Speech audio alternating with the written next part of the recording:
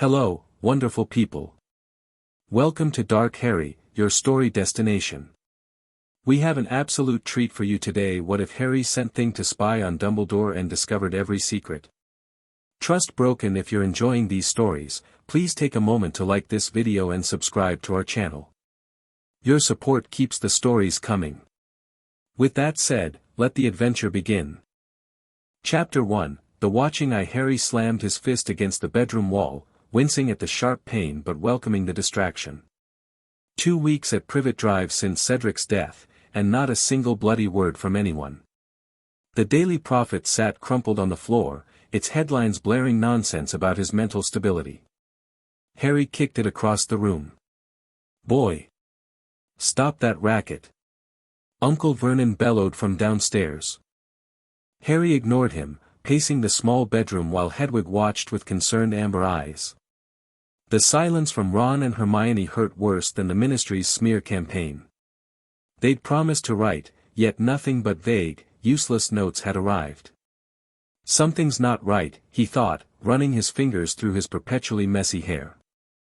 They wouldn't just abandon me like this. He grabbed the latest letter from Ron, reading it again with narrowed eyes. "Hope you're okay, mate. Can't say much about you-know-what, obviously. Dumbledore says it's best if we all lay low. See you when we see you." "Dumbledore says," Harry muttered, tossing the letter aside. "Always Dumbledore says." The headmaster hadn't spoken directly to Harry since the tournament. Hadn't looked him in the eye when Cedric's body appeared. Hadn't explained why Harry was shipped back to Privet Drive when Voldemort had just returned. Hadn't told him anything useful at all. Harry dropped onto his bed, mind racing. The pattern was becoming clear. Dumbledore controlled information. Controlled who knew what? Controlled Harry's life. "Enough," Harry whispered, sitting up suddenly as determination replaced frustration.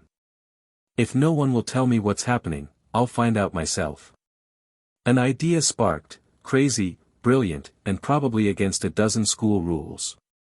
Rita Skeeter's beetle form had spied on them all year. If the annoying reporter could create a magical surveillance bug, why couldn't he? Harry pulled his trunk from under the bed and dug through it frantically. He needed resources, information, materials. His fingers closed around his invisibility cloak, his father's cloak that Dumbledore had kept for 11 years before returning it. Another secret kept. "Time to create some secrets of my own," Harry murmured, a plan taking shape. 3 days later, Harry sat cross-legged on his bedroom floor surrounded by an odd assortment of items. He'd sent Hedwig with carefully worded orders to various magical suppliers, using his Gringotts account to rush delivery. The Dursleys, thoroughly intimidated by Moody's threats at King's Cross, hadn't dared interfere with the packages. "Okay, let's see if this works," Harry muttered, checking the modified instructions he'd compiled from his textbooks. Before him sat a glass vial containing a shimmering blue liquid, 3 silver hairs from Hedwig, a chunk of obsidian he'd mail-ordered from a geological supply shop, and his wand. The spell was complex, far beyond OWL level, combining elements of animation charms, sensory enhancement, and memory capture. Harry had never worked this hard on any magic before, spending sleepless nights studying theory from his textbooks, combining concepts in ways he suspected Hermione would either admire or report him for. "Focus," he told himself, tapping the obsidian with his wand. "Animus Videre." The stone vibrated, then cracked down the middle with a sound like breaking ice. "Shit!" Harry cursed, ducking as fragments scattered across the floor. He tried again with the second piece of obsidian, adjusting his wand movement slightly. This time the stone softened, becoming malleable like black clay. "Yes!" Harry whispered excitedly, quickly adding the silver hairs and 3 drops of the potion. He worked through the night, molding the substance into a small beetle shape, adding delicate wings and compound eyes. The final spell required precise timing with the moonlight streaming through his window. "Memoria Capturus," Harry whispered, touching his wand to the beetle's head precisely as the moonbeam crossed it. The beetle shuddered, its obsidian surface gleaming with internal blue light before settling into a natural-looking black shell. Tiny legs twitched. Translucent wings unfurled. Harry held his breath as the beetle rose shakily into the air, hovering before his face. He could feel the connection between them, a magical tether allowing him to see through its eyes and retrieve its memories. Holy crap, it actually worked, Harry breathed, watching as the beetle performed a wobbly circuit of the room. Unlike Rita's animagus form, Harry's creation was purely magical, a surveillance device with enhanced abilities. He'd built-in sound recording, memory storage, and most importantly, magical detection components from a sneakoscope he'd sacrificed for parts. It could identify concealment charms and magical signatures. Now for the test run, Harry said, directing the beetle toward his door. The magical insect slipped under the door and down the stairs. Harry lay back on his bed, closing his eyes to connect with the beetle's vision. Suddenly he was seeing the Dursleys' living room, hearing Uncle Vernon complaining about the neighbors. The sensation was disorienting but exhilarating. The beetle could move virtually undetected, and with practice, Harry found he could control its movements with increasing precision. After confirming the device worked perfectly, Harry guided it back upstairs. The beetle would need a name, something inconspicuous yet fitting. Thing, Harry decided with a tired smile. I'll call you Thing. The next morning, Harry woke with renewed purpose. Thing sat motionless on his nightstand, conserving magical energy. Today would be its first real mission. Harry had noticed something odd about his situation. Despite Voldemort's return, he was being guarded. Not protected, watched. Occasionally he spotted the same people loitering near Privet Drive, wearing poorly matched Muggle clothing and paying too much attention to number 4. Let's see who's keeping tabs on me, Harry murmured, activating Thing with a tap of his wand. He directed the beetle out through the crack in his window. Thing's vision showed the sunny suburban street below, then zoomed toward a middle-aged witch poorly disguised in a tracksuit and reading an upside-down newspaper. Thing landed on a nearby hedge, magical sensors activating. Harry felt a surge of triumph as information flowed back. Emmeline Vance, Order of the Phoenix member. The magical signature detection worked perfectly. Harry guided Thing closer, the beetle's enhanced hearing picking up Vance muttering into what appeared to be a compact mirror. Still no activity. Potter hasn't left the house in 3 days. Dumbledore wants continuous surveillance until the extraction team arrives. Harry's jaw clenched. So Dumbledore had people watching him but wouldn't bother sending him any real information. The injustice burned. Thing continued its mission, identifying 2 more Order members stationed around Privet Drive throughout the day. None seemed particularly concerned with threats outside the house. They were focused entirely on monitoring Harry. That night, Harry retrieved Thing and accessed its stored memories, reviewing everything it had captured. One conversation between guards during a shift change made his blood run cold. "Any owls?" asked a gruff voice Harry didn't recognize. 2 incoming, 1 outgoing. Contents verified and cleared per Dumbledore's instructions. Potter getting restless yet? Not our concern. We just need to make sure he stays put until it's time. Harry sat up in shock. They were screening his mail. Everything he'd sent and received was being monitored and cleared by Dumbledore. The letters from Ron and Hermione suddenly made sense, they weren't being vague by choice. This changes everything, Harry whispered, petting Thing's smooth carapace. We're just getting started. For the next week, Harry expanded Thing's missions. The magical beetle spied on guard rotations, eavesdropped on Order communications, and even followed an owl carrying one of Harry's letters to Ron. That particular discovery was especially infuriating. The owl had diverted to a small cottage where a wizard Harry didn't recognize read his letter, cast several spells on it, and then sent it on its way. Harry maintained his appearance of ignorant frustration for anyone watching. He made sure to be visibly agitated near windows, to send regular letters full of pointed questions he now knew would be intercepted, and to maintain the facade of a teenager being kept in the dark. Behind closed doors, he planned.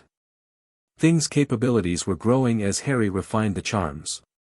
He'd discovered it could store up to 12 hours of surveillance now, and he'd enhanced its magical signature detection to identify specific spells. Then came the bombshell. Thing followed Mundungus Fletcher after his guard shift and recorded a conversation in the Hog's Head with a hooded figure. Dumbledore's got the weapon hidden at headquarters, Mundungus slurred after too many fire whiskies. Can't tell you more. Unbreakable vow. And Potter? What's his role? Asked the hooded figure. Dumbledore says the boy's crucial. Something about a prophecy and him being the only one who can end it. Above my pay grade, innit? Prophecy. Weapon. Harry's mind raced. Thing had captured the most significant information yet, but it only raised more questions. Harry needed Thing to get closer to Dumbledore himself, but that meant waiting for extraction from Privet Drive. According to overheard conversations, that would happen soon. The extraction came on a humid evening in late July. Harry, forewarned by Thing's intelligence, was packed and ready when the advance guard arrived. He feigned surprise appropriately. "Watcher, Harry," greeted a young witch with bubblegum pink hair. "I'm Tonks. We've come to break you out of this place." Harry recognized several faces from Thing's surveillance: Mad-Eye Moody, Remus Lupin, Kingsley Shacklebolt. He played his part perfectly, asking questions he knew they wouldn't fully answer, expressing appropriate amazement at flying on broomsticks to a secret location. Thing was secure in an inside pocket of Harry's jacket, dormant but ready. The beetle had been modified with additional protection charms against magical detection. Harry had worked out that most wizards, even powerful ones like Moody, rarely looked for Muggle-inspired surveillance. They expected magical signatures like animagi or enchanted portraits, not a hybrid device of Harry's own creation. Their destination, number 12, Grimmauld Place, emerged between two London townhouses, an impressive bit of magic Harry made sure to gawk at appropriately. Inside, he was immediately engulfed in a hug from Mrs. Weasley. "Harry, dear. You're looking peaky. Been feeding you properly, have they?" "Not really," Harry replied, his eyes scanning the grim hallway of what appeared to be an ancient wizard's home. The perfect setting for Thing's most important mission. After enduring the obligatory greetings and deflecting questions about his summer, Harry finally made it upstairs to the bedroom he'd be sharing with Ron. His friend was waiting, looking uncomfortable. "Mate, I'm really sorry about those letters," Ron started immediately. "They wouldn't let us say anything useful. Dumbledore made us swear." "It's fine," Harry cut him off, dropping his trunk with a thud. "I figured something was up." "Where's Hermione?" "Next door with Ginny. She's been mental about not being able to tell you things. Nearly took Fred's head off yesterday for joking about it." Harry nodded, relieved that his friend's vague letters hadn't been by choice. "What is this place anyway?" "Headquarters of the Order of the Phoenix," Ron said, lowering his voice despite the closed door. "Dumbledore's secret society that fought you-know-who last time. It's Sirius's family home." "Sirius is here?" Harry asked, genuinely perking up. "Yeah, but he's been in a right state. Not allowed to leave the house, Ministry's still after him, and Dumbledore says it's too dangerous." Harry absorbed this information, adding it to his mental map of Dumbledore's control network. Even Sirius, his godfather and closest thing to family, was being kept on a tight leash. "There's a meeting starting soon," Ron continued. "They'll lock us out, of course. Order members only." Harry forced a disappointed expression. "Of course." Inside his pocket, things stirred slightly. Its first major mission would begin tonight. When Mrs. Weasley called everyone down for dinner, Harry saw his opportunity. As the others thundered downstairs, he hung back, pretending to search for something in his trunk. "You guys go ahead," he told Ron. "Need to find my other sock." Once alone, Harry quickly activated Thing. "Find Dumbledore," he whispered to the beetle. Record everything. Thing zipped out through the crack beneath the door. Harry had programmed it with Dumbledore's magical signature, ensuring it could locate the headmaster anywhere in the building. He hurried downstairs to avoid suspicion, joining the others at the dining table. Sirius greeted him with a warm hug. "Harry. Good to see you looking well." Harry genuinely smiled at his godfather, noting the frustrated energy barely contained beneath Sirius's casual demeanor. Another person chafing under Dumbledore's restrictions. "When's the meeting?" Harry asked innocently. "Starting after dinner," Sirius replied, shooting a rebellious glance toward where Mrs. Weasley was serving stew. "Though I think you have a right to know what's, Harry's too young, Sirius," Mrs. Weasley interrupted firmly. Dumbledore was very clear. "He's not too young to have faced Voldemort multiple times," Sirius countered, ignoring the collective wince at the name. Harry ate quietly, letting the argument wash over him. Inside, anticipation bubbled. Thing would tell him more than any order meeting ever would. After dinner, as predicted, the teenagers were shooed upstairs. Fred and George immediately produced extendable ears, their invention for eavesdropping, but Hermione pointed out the imperturbable charm on the kitchen door that would block them.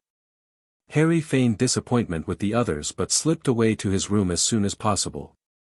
He lay on his bed, closed his eyes, and connected with Thing's live feed. The kitchen swam into view. Around the extended table sat 24 witches and wizards, Dumbledore at the head.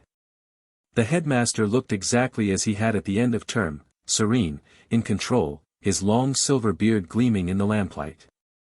Thing had positioned itself perfectly on a high shelf, its enhanced vision and hearing focused on the meeting.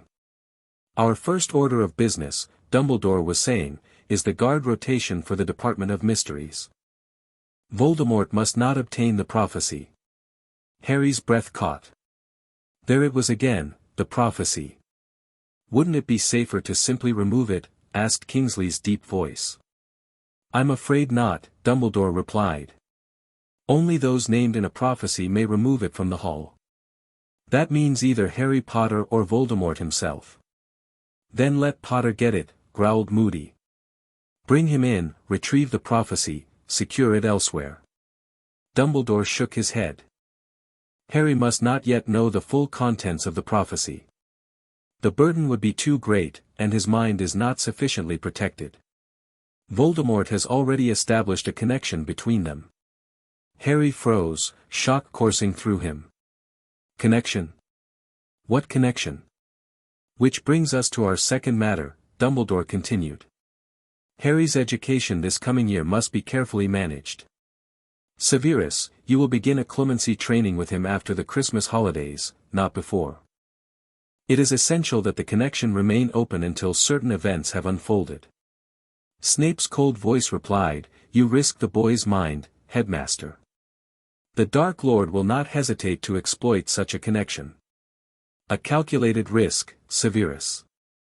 We need to understand the extent of their connection before closing it." Harry felt sick.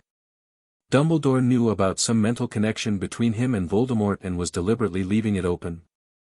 Using him as some kind of magical antenna. The meeting continued, discussing guard rotations, recruitment efforts, and intelligence reports. Thing recorded everything faithfully, while Harry struggled to process the implications. Then came the moment that shattered what remained of his trust. "What of Potter's long-term situation?" asked a witch Harry didn't recognize. Dumbledore's expression turned grave. "Harry's path remains unchanged. When the time comes, he must face Voldemort. The prophecy is quite clear on this point." "But will he survive it?" pressed McGonagall, her Scottish accent more pronounced with emotion. Dumbledore was silent for a long moment. "That," he finally said, "is uncertain. The night Voldemort marked him, he unknowingly created a connection that must be severed for either to truly die. I have theories, but until confirmed." He trailed off, leaving the grim implication hanging in the air. "You mean the boy is being raised as a weapon," Snape said flatly. "Like a pig for slaughter." I prefer to think of it as giving him the time to live before he must face his destiny, Dumbledore replied softly. Harry disconnected from things feed, unable to bear more. He lay on the bed, shaking with rage and betrayal. The great Albus Dumbledore, his mentor and protector, had been preparing him for death all along. Harry. Hermione's voice came through the door with a soft knock. Are you awake? He quickly composed himself. Yeah, come in. Hermione entered with Ron trailing behind her. Both looked concerned. You disappeared after dinner, Hermione said. We were worried. Harry forced a casual shrug. Just tired. It's been a long day. Did you hear? Dumbledore's arrived, but he's not staying, Ron said. Mum says he won't even see you. Too busy, apparently. That's fine, Harry replied, surprised by how steady his voice sounded despite the storm inside him. I'm sure he has important things to do. Hermione gave him a searching look. Are you really okay, Harry? You seem different. Just growing up, I guess, Harry said with a hollow laugh. Tends to happen when you watch someone die and then get locked up with no information for weeks. Ron winced. Mate, we really wanted to tell you, I know, Harry cut him off. It's not your fault. It's Dumbledore's orders, right? They both nodded uncomfortably. We should get some sleep, Harry suggested, needing time alone to process everything Thing had discovered. Sounds like Mrs. Weasley has a cleaning agenda for us tomorrow. After his friends left, Harry retrieved Thing through the window, having summoned the beetle back from the kitchen. He spent most of the night reviewing the recorded memories, documenting key information in a coded journal he'd developed during his time at Privet Drive. By morning, his shock had hardened into resolve. Dumbledore had been manipulating his entire life, preparing him as a sacrifice in the war against Voldemort. The prophecy was the key, he needed to know its exact contents. More immediately, he needed to understand this connection with Voldemort that Dumbledore was deliberately leaving open. And he needed allies he could trust. Harry watched the sunrise through the grimy window of Grimmauld Place, stroking Thing's obsidian shell. We're just getting started, he whispered to the beetle. Next target, Dumbledore's personal quarters. And then, his pensive. Over the next 3 days, Harry maintained a careful facade of normalcy. He cleaned alongside the others, complained appropriately about being kept in the dark, and avoided raising suspicion. Meanwhile, Thing conducted increasingly bold surveillance operations throughout Grimmauld Place. The beetle mapped the entire headquarters, identified secret passages, and recorded dozens of conversations. Harry learned that the weapon Mundungus had mentioned was indeed the prophecy itself. He discovered that Mrs. Weasley had been instructed to manage his rebellious tendencies, and that Dumbledore received daily reports about his behavior. Most disturbing was the revelation that his friendships had been orchestrated. Thing recorded a conversation between Molly and Arthur Weasley that made Harry's blood boil. Dumbledore was right about Ron and Harry becoming friends, Molly had said. Best decision we made, encouraging that connection on the platform his first year. And Hermione balances them perfectly, Arthur agreed. Dumbledore always said Harry would need loyal friends of different strengths around him. Harry had nearly recalled Thing at that point, too angry to continue listening. Had any relationship in his life formed naturally? Or was everything part of Dumbledore's grand design? On the 4th night, Harry's chance came. Dumbledore arrived for a brief order meeting but didn't stay at headquarters. However, he left something behind in the room he occasionally used, a shimmering pensive. Harry sent Thing to investigate immediately. The beetle entered through a keyhole, its magical sensors confirming no one was inside. The pensive sat on a desk, swirling with silvery memories. This was beyond Thing's normal capabilities, but Harry had prepared for this moment. He'd modified the beetle with a memory extraction component specifically designed to work with pensieves. The theory came from a restricted book he'd secretly photographed pages from during his last term at Hogwarts. Thing landed on the pensive's rim, extended a specialized proboscis, and began copying the accessible memories. The process would take time, so Harry maintained the connection, nervously monitoring for any approach to the room. An hour later, Thing had successfully copied 3 key memories. Harry guided the beetle back to his room, his heart pounding with anticipation. That night, after everyone was asleep, Harry used a modified pensive charm to project Thing's stolen memories. The spell created a small, contained viewing area above his bed, visible only to him. The first memory showed a dingy pub room where a younger Dumbledore interviewed Professor Trelawney for the divination position. Harry watched in stunned silence as Trelawney's eyes rolled back and she spoke in a harsh voice unlike her own, "The one with the power to vanquish the Dark Lord approaches. Born to those who have thrice defied him, born as the 7th month dies. And the Dark Lord will mark him as his equal, but he will have power the Dark Lord knows not. And either must die at the hand of the other, for neither can live while the other survives." The prophecy. The full prophecy that had shaped his entire life. Harry felt oddly numb as the pieces clicked into place. The second memory showed Dumbledore in his office, examining a diary with a hole burned through it, Tom Riddle's diary that Harry had destroyed in his second year. The first Horcrux confirmed, Dumbledore murmured to himself. Created when he was just 16. How many more did you make, Tom? Horcrux. Harry had never heard the term, but the context suggested something sinister, something connected to Voldemort's survival. The third memory was the most devastating. It showed Dumbledore and Snape in the headmaster's office shortly after Voldemort's return. You've always known? Snape asked, face paler than usual. I've suspected since that Halloween night, Dumbledore replied heavily. When Voldemort tried to kill Harry and failed, he unknowingly transferred a fragment of his soul to the boy.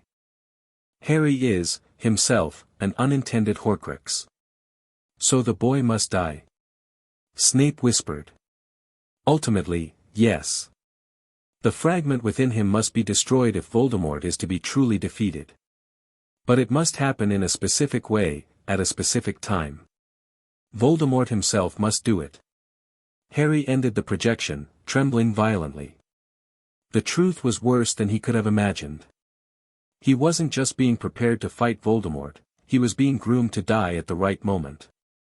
He carried a piece of Voldemort's soul inside him. For hours, Harry lay awake processing this horrific revelation. By dawn, grief had transformed into cold determination.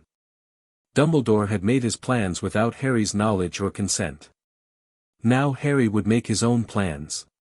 First, he needed more information about these Horcruxes.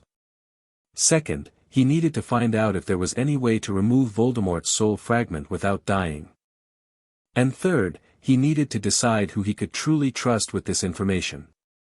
As the first rays of sunlight filtered through the dusty curtains, Harry made his decision. He would tell Sirius first. Then Hermione and Ron, but only after verifying they weren't under any magical influence from Dumbledore. Thing had more work to do. Much more. Harry, dear, could you take this up to Sirius? He's missed breakfast again. Mrs. Weasley handed Harry a tray laden with toast, eggs, and tea. Of course, Harry replied, secretly pleased at this perfect opportunity. He found Sirius in the master bedroom with Buckbeak, tossing dead rats to the hippogriff. His godfather looked surprised but pleased to see him. Breakfast delivery, Harry said, setting down the tray. Molly thinks I'll waste away, Sirius snorted, but he took a piece of toast. Thanks for bringing it up. Harry closed the door behind him and cast a quick silencing charm, one of several useful spells he'd been practicing in secret.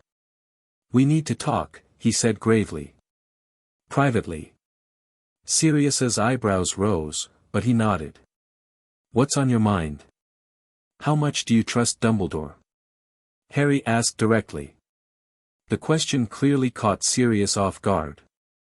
That's complicated. I respect him, certainly. But trust? After Azkaban, I don't fully trust anyone except you. Harry felt a surge of affection for his godfather. "I need to show you something, but I need your word you won't tell anyone, especially Dumbledore." Sirius set down his toast, expression serious. "You have it." Harry withdrew Thing from his pocket, activating the beetle with a tap of his wand. "This is Thing. I created it to spy on the people watching me at Privet Drive." "You made this?" Sirius examined the beetle with growing amazement. "This is advanced magic, Harry." "Necessity is a good teacher," Harry replied. "Watch." He projected the memory of the Order meeting where Dumbledore and Snape discussed Harry being raised as a pig for slaughter. Sirius's face darkened as he watched, hands clenching into fists. When the projection ended, Sirius exploded. "That manipulative old bastard. I never," he cut himself off, visibly struggling for control. "How much more have you discovered?" "Too much," Harry said grimly, and proceeded to share everything: the prophecy, the Horcruxes, the soul fragment inside him, the orchestrated friendships, the male screening. Sirius paced furiously as Harry spoke, occasionally swearing or punching the wall. When Harry finished, his godfather sank onto the bed, looking stunned. "James and Lily would never have allowed this," he said hoarsely. "Using you as bait, as a weapon, planning your death. Harry, we need to get you away from Dumbledore's influence." "Running isn't the answer," Harry replied. "Voldemort's still out there. The prophecy still exists. But I refuse to be Dumbledore's sacrifice play." Sirius studied him with new eyes. "You've changed. Grown up. Finding out you've been lied to your entire life does that," Harry said dryly. "I need your help, Sirius. I need to learn more about Horcruxes and find a way to remove Voldemort's soul fragment without dying." "The Black Library might have information," Sirius said thoughtfully. "My family was deep into dark magic. And I have contacts, people who owe me favors and wouldn't report to Dumbledore." "We need to be careful," Harry cautioned. "Dumbledore's watching everything. And there's something else." He hesitated. "I don't know if Ron and Hermione are truly my friends or if they've been influenced somehow." Sirius's expression softened. "That's the worst part of betrayal, isn't it? Doubting everyone else." He thought for a moment. "There's a way to check. The Black family has detection artifacts that reveal magical influences. I can test them for you." "Please," Harry said quietly. "I want to believe in them." "Who else knows about Thing?" "No one. Just you." Sirius nodded approvingly. "Keep it that way. We'll form our own plans, outside Dumbledore's chess game." He gripped Harry's shoulder firmly. "You're not alone in this, Harry. Your father would be proud of your resourcefulness." For the first time since discovering Dumbledore's betrayal, Harry felt the crushing weight lift slightly. He wasn't alone. He had Sirius. And soon, he would know who else he could truly trust. 2 days later, Sirius summoned Harry to the Black family library, a dark room packed with ancient tomes that Mrs. Weasley had declared off-limits to the children. Sirius had arranged a distraction in the kitchen that had most of the house's occupants dealing with a minor magical infestation of cooking utensils. "I found these," Sirius said, displaying 2 innocuous-looking silver pendants. "Truth reflectors. They don't force the wearer to tell the truth, but they reveal if someone is under magical influence affecting their thoughts or loyalties." "How do we get Ron and Hermione to wear them?" Harry asked. "Leave that to me," Sirius winked. "I'll say they're protective charms I'm giving to all you kids before heading back to Hogwarts. Which reminds me, your Hogwarts letters arrived this morning." Harry nodded absently, more concerned with the test ahead than school supplies. That evening after dinner, Sirius gathered the teenagers in the drawing room, presenting each with a protective amulet from the Black family collection.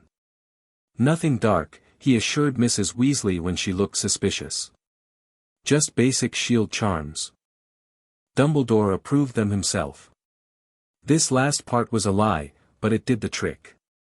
Mrs. Weasley relaxed, and everyone accepted their pendants. Harry watched anxiously as Ron and Hermione put theirs on. The pendants were charmed to glow subtly in Sirius's and Harry's vision, blue for no influence, red for magical control. Ron's pendant glowed bright blue immediately. Hermione's flickered between blue and red before settling on a purple hue. Harry exchanged a meaningful look with Sirius. Ron appeared free of influence, but Hermione's result was ambiguous. They needed to investigate further. Later that night, Harry arranged to speak with Ron alone, using the pretext of discussing their new prefect badges. Thing recorded the conversation as a precaution. "Mad, isn't it?" Ron said, examining his badge with lingering disbelief. "Me, a prefect?" Mum nearly fainted from happiness. "You deserve it," Harry said sincerely, then took a deep breath. "Ron, if I tell you something crazy, something about Dumbledore, would you keep it between us?" Ron's brow furrowed. "Course I would. What's going on?" Harry revealed a carefully edited version of his discoveries, enough to gauge Ron's reaction without exposing Thing or the full scope of what he knew. He watched his friend's face cycle through disbelief, shock, and finally anger. "That's mental," Ron breathed. "Dumbledore's been keeping all this from you? The prophecy, the connection with you-know-who? And monitoring your mail?" Harry nodded grimly. "Bloody hell," Ron slumped against the wall.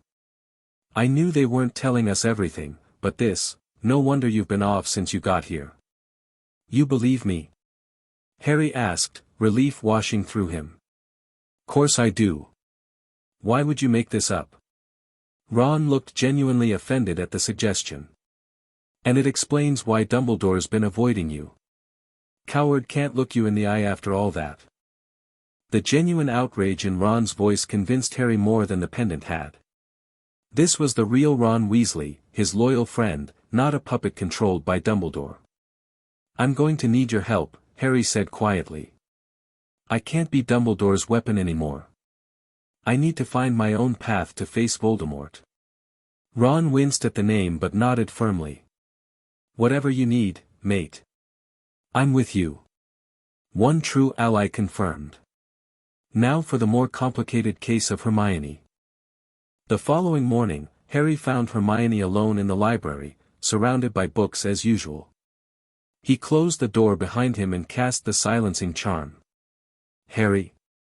Hermione looked up, surprised. "What's wrong?" "I need to talk to you," he said, sitting across from her. "But first, I need to ask you something important. Have you been corresponding with Dumbledore directly this summer?" Hermione blinked, caught off guard. "Well, yes. He sent me some advanced reading recommendations and asked me to keep an eye on you this year." She flushed.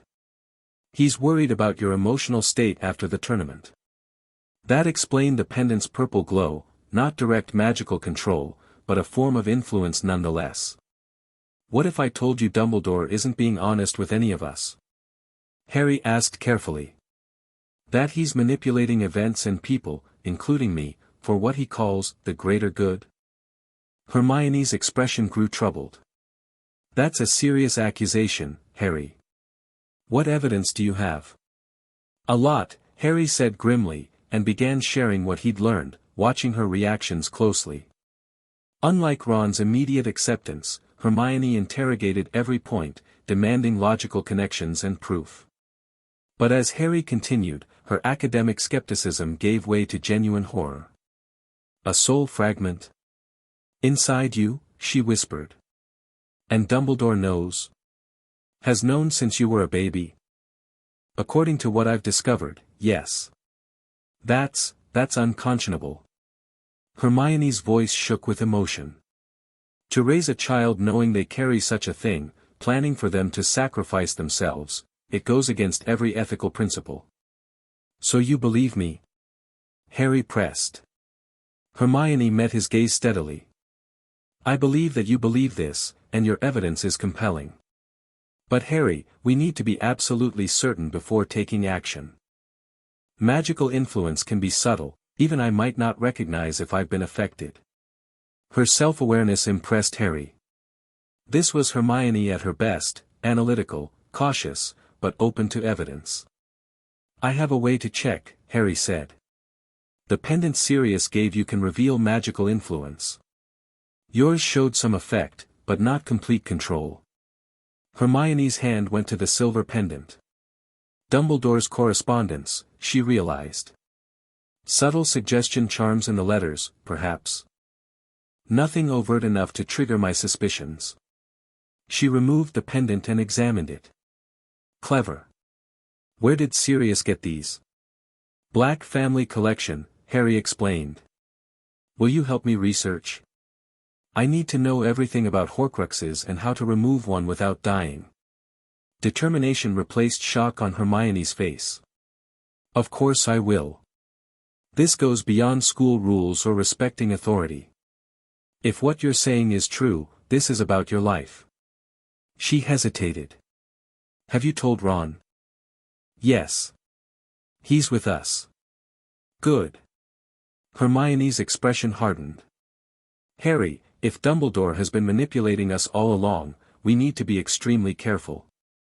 He's the most powerful wizard alive, with connections everywhere. I know. That's why I need your brain on this, Harry said earnestly. You see angles others miss. First step is information gathering, Hermione said, slipping naturally into planning mode. The Black Library likely has books on Horcruxes. We need to search systematically without raising suspicion. Harry smiled slightly, relieved to have Hermione's formidable intellect on his side.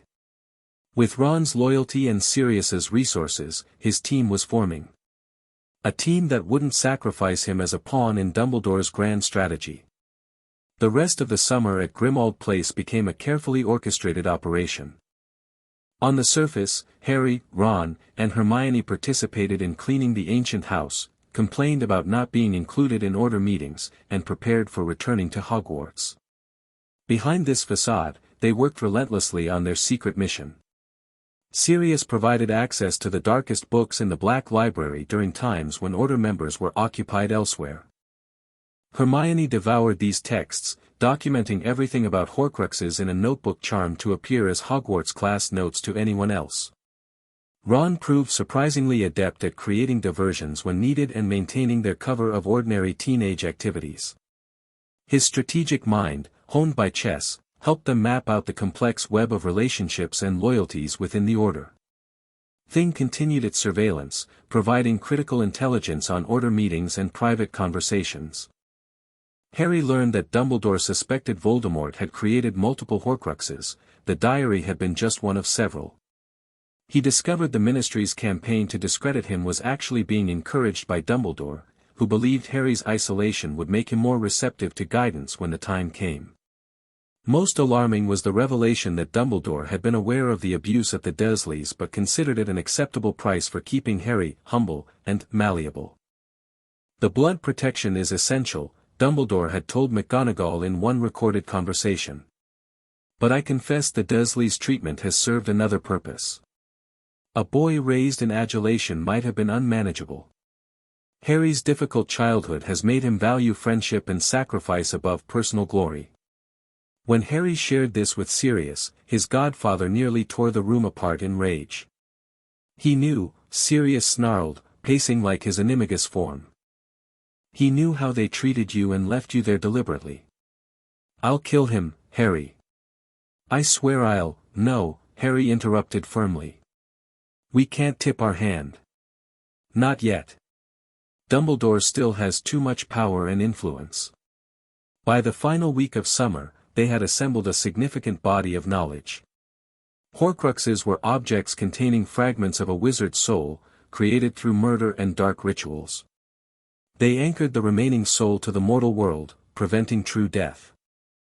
According to their research, no one had previously created more than one or two. The process was too damaging to the soul. Voldemort had apparently made at least 6, with Harry as an accidental 7th. The diary is destroyed, Hermione summarized during one of their secret meetings in Sirius's room. But we don't know what the others are or where they're located. Dumbledore's hunting them, Harry added, based on things' intelligence. He believes they might be significant objects related to Hogwarts founders or Voldemort's past. The real question, Sirius interjected, is whether a Horcrux can be destroyed without destroying its container. In your case, Harry, can we remove Voldemort's soul fragment without killing you? Hermione chewed her lip anxiously.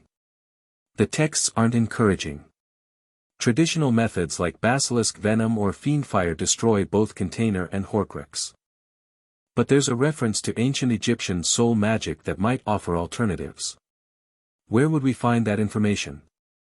Ron asked. Bill, Sirius suggested immediately. He's a cursebreaker in Egypt. If anyone would know about ancient soul magic, it's him. Can we trust him? Harry asked cautiously. Bill's always been his own man, Ron said thoughtfully. And he's not in the order yet, though Mum's been pushing him to join. We could sound him out carefully. Their planning session was interrupted by Mrs. Weasley calling them down for dinner. As they dispersed, Harry felt a mix of determination and dread. In 2 days, they would return to Hogwarts, to Dumbledore's domain. The game would become infinitely more dangerous. But he wasn't alone anymore. And he wasn't Dumbledore's weapon. For the first time, Harry felt he was taking control of his own destiny. That night, he sent Thing on one final mission at Grimmauld Place, to copy the architectural plans of Hogwarts that Sirius had discovered in the Black Library. They would need to know every secret passage, every hidden room where Thing could operate undetected. The war against Voldemort was coming. But first, Harry had to free himself from Dumbledore's web of manipulation. His life depended on it. Chapter 2, Webs unraveled. The Hogwarts Express thundered through the Scottish countryside, rain lashing against the windows.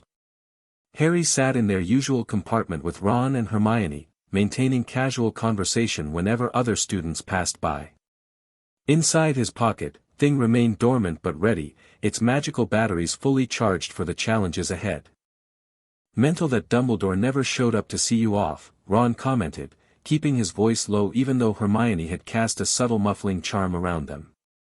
Not surprising though, Harry replied, absent-mindedly stroking Hedwig's feathers through her cage bars. Can't risk looking me in the eye now that I know the truth. Hermione pulled out a newspaper, frowning at the headline. They're still at it. The prophet's calling you the boy who lies now. Harry snorted. Fudge's propaganda machine working overtime. That's not all, Hermione said, flipping to an inner page. The Ministry's appointed someone to Hogwarts, Dolores Umbridge. She's senior undersecretary to Fudge. What's she teaching? Ron asked through a mouthful of chocolate frog. Doesn't say. But it can't be good news. Harry gazed out at the rain-swept landscape. Another complication. As if Dumbledore wasn't enough to worry about. Their compartment door slid open, and Neville peered in hesitantly. Mind if I join you? Everywhere else is full. Course not, Ron shifted to make room. How was your summer? As Neville settled in, talking about his grandmother and a new plant he'd gotten, Harry studied him thoughtfully.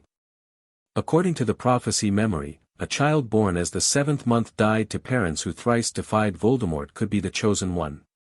That description fit both Harry and Neville. The only difference was that Voldemort had chosen to mark Harry, not Neville. Had Dumbledore manipulated Neville's life too? Was he another backup piece on the headmaster's chessboard? Harry exchanged a significant look with Ron and Hermione.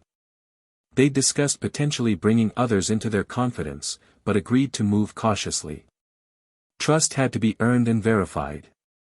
The train journey continued with the usual interruptions, Malfoy's sneering visit, Luna Lovegood's dreamy introduction, the trolley witch. Through it all, Harry maintained his facade, playing the role of the slightly angry, defensive teenager the prophet was portraying him as. Inside, his mind worked overtime, planning their next moves. When they finally arrived at Hogsmeade Station, the rain had become a downpour. Harry caught sight of a squat, toad-like woman in a pink cardigan watching the students disembark, her gaze lingering on him with undisguised dislike. "That's her," Hermione whispered. "Umbridge. Looks like a toad stuffed into a pink cushion," Ron muttered. Harry said nothing, but mentally added another potential adversary to his growing list. The Great Hall buzzed with excitement as students settled in for the start-of-term feast. Harry deliberately chose a seat with his back to the staff table, avoiding even accidental eye contact with Dumbledore. "He's watching you," Ron murmured, serving himself potatoes. "Trying to look concerned and grandfatherly." "Let him look," Harry replied, focusing on his plate. "Things scanning the head table as we speak." He'd activated the magical beetle during the commotion of their entrance, sending it on a reconnaissance mission to assess the staff and eavesdrop on any interesting conversations. The beetle was now perched unobtrusively on a ceiling beam directly above the professors. The sorting ceremony proceeded normally, followed by Dumbledore's usual welcome speech. When he introduced Umbridge as the new defense against the dark arts teacher, she interrupted him, an unprecedented breach of protocol that sent whispers rippling through the hall. Umbridge's simpering speech about progress for progress's sake and pruning practices that ought to be prohibited confirmed Harry's suspicions. The Ministry was interfering at Hogwarts. "They're trying to take control of the school," Hermione whispered, her expression grave. "Good," Harry replied quietly, surprising his friends. "Dumbledore fighting the Ministry gives us room to maneuver." Later that night, in the relative privacy of the fifth-year boys' dormitory, Harry retrieved Thing while Ron kept watch. The beetle's surveillance had yielded valuable information. "Dumbledore's planning private lessons for me later in the year," Harry told Ron, reviewing Thing's memories. "Something about showing me Voldemort's past. And get this, Snape argued against it, saying my mind wasn't protected enough." "Snape actually concerned for your safety?" Ron looked skeptical. "That's a first." "Not safety," Harry corrected. "He's worried about the connection between me and Voldemort. Apparently, I might be able to access Voldemort's thoughts, especially when he's experiencing strong emotions." "Bloody hell," Ron breathed. "That's how you saw his rebirth vision last year, isn't it?" Harry nodded grimly. "And Dumbledore knows it could go both ways. Voldemort might eventually access my thoughts too.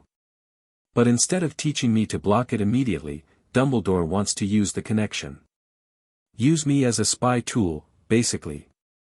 Ron's face darkened. "Using you again. Always using you." "There's more," Harry continued. "McGonagall confronted him about continuing to send me to the Dursleys.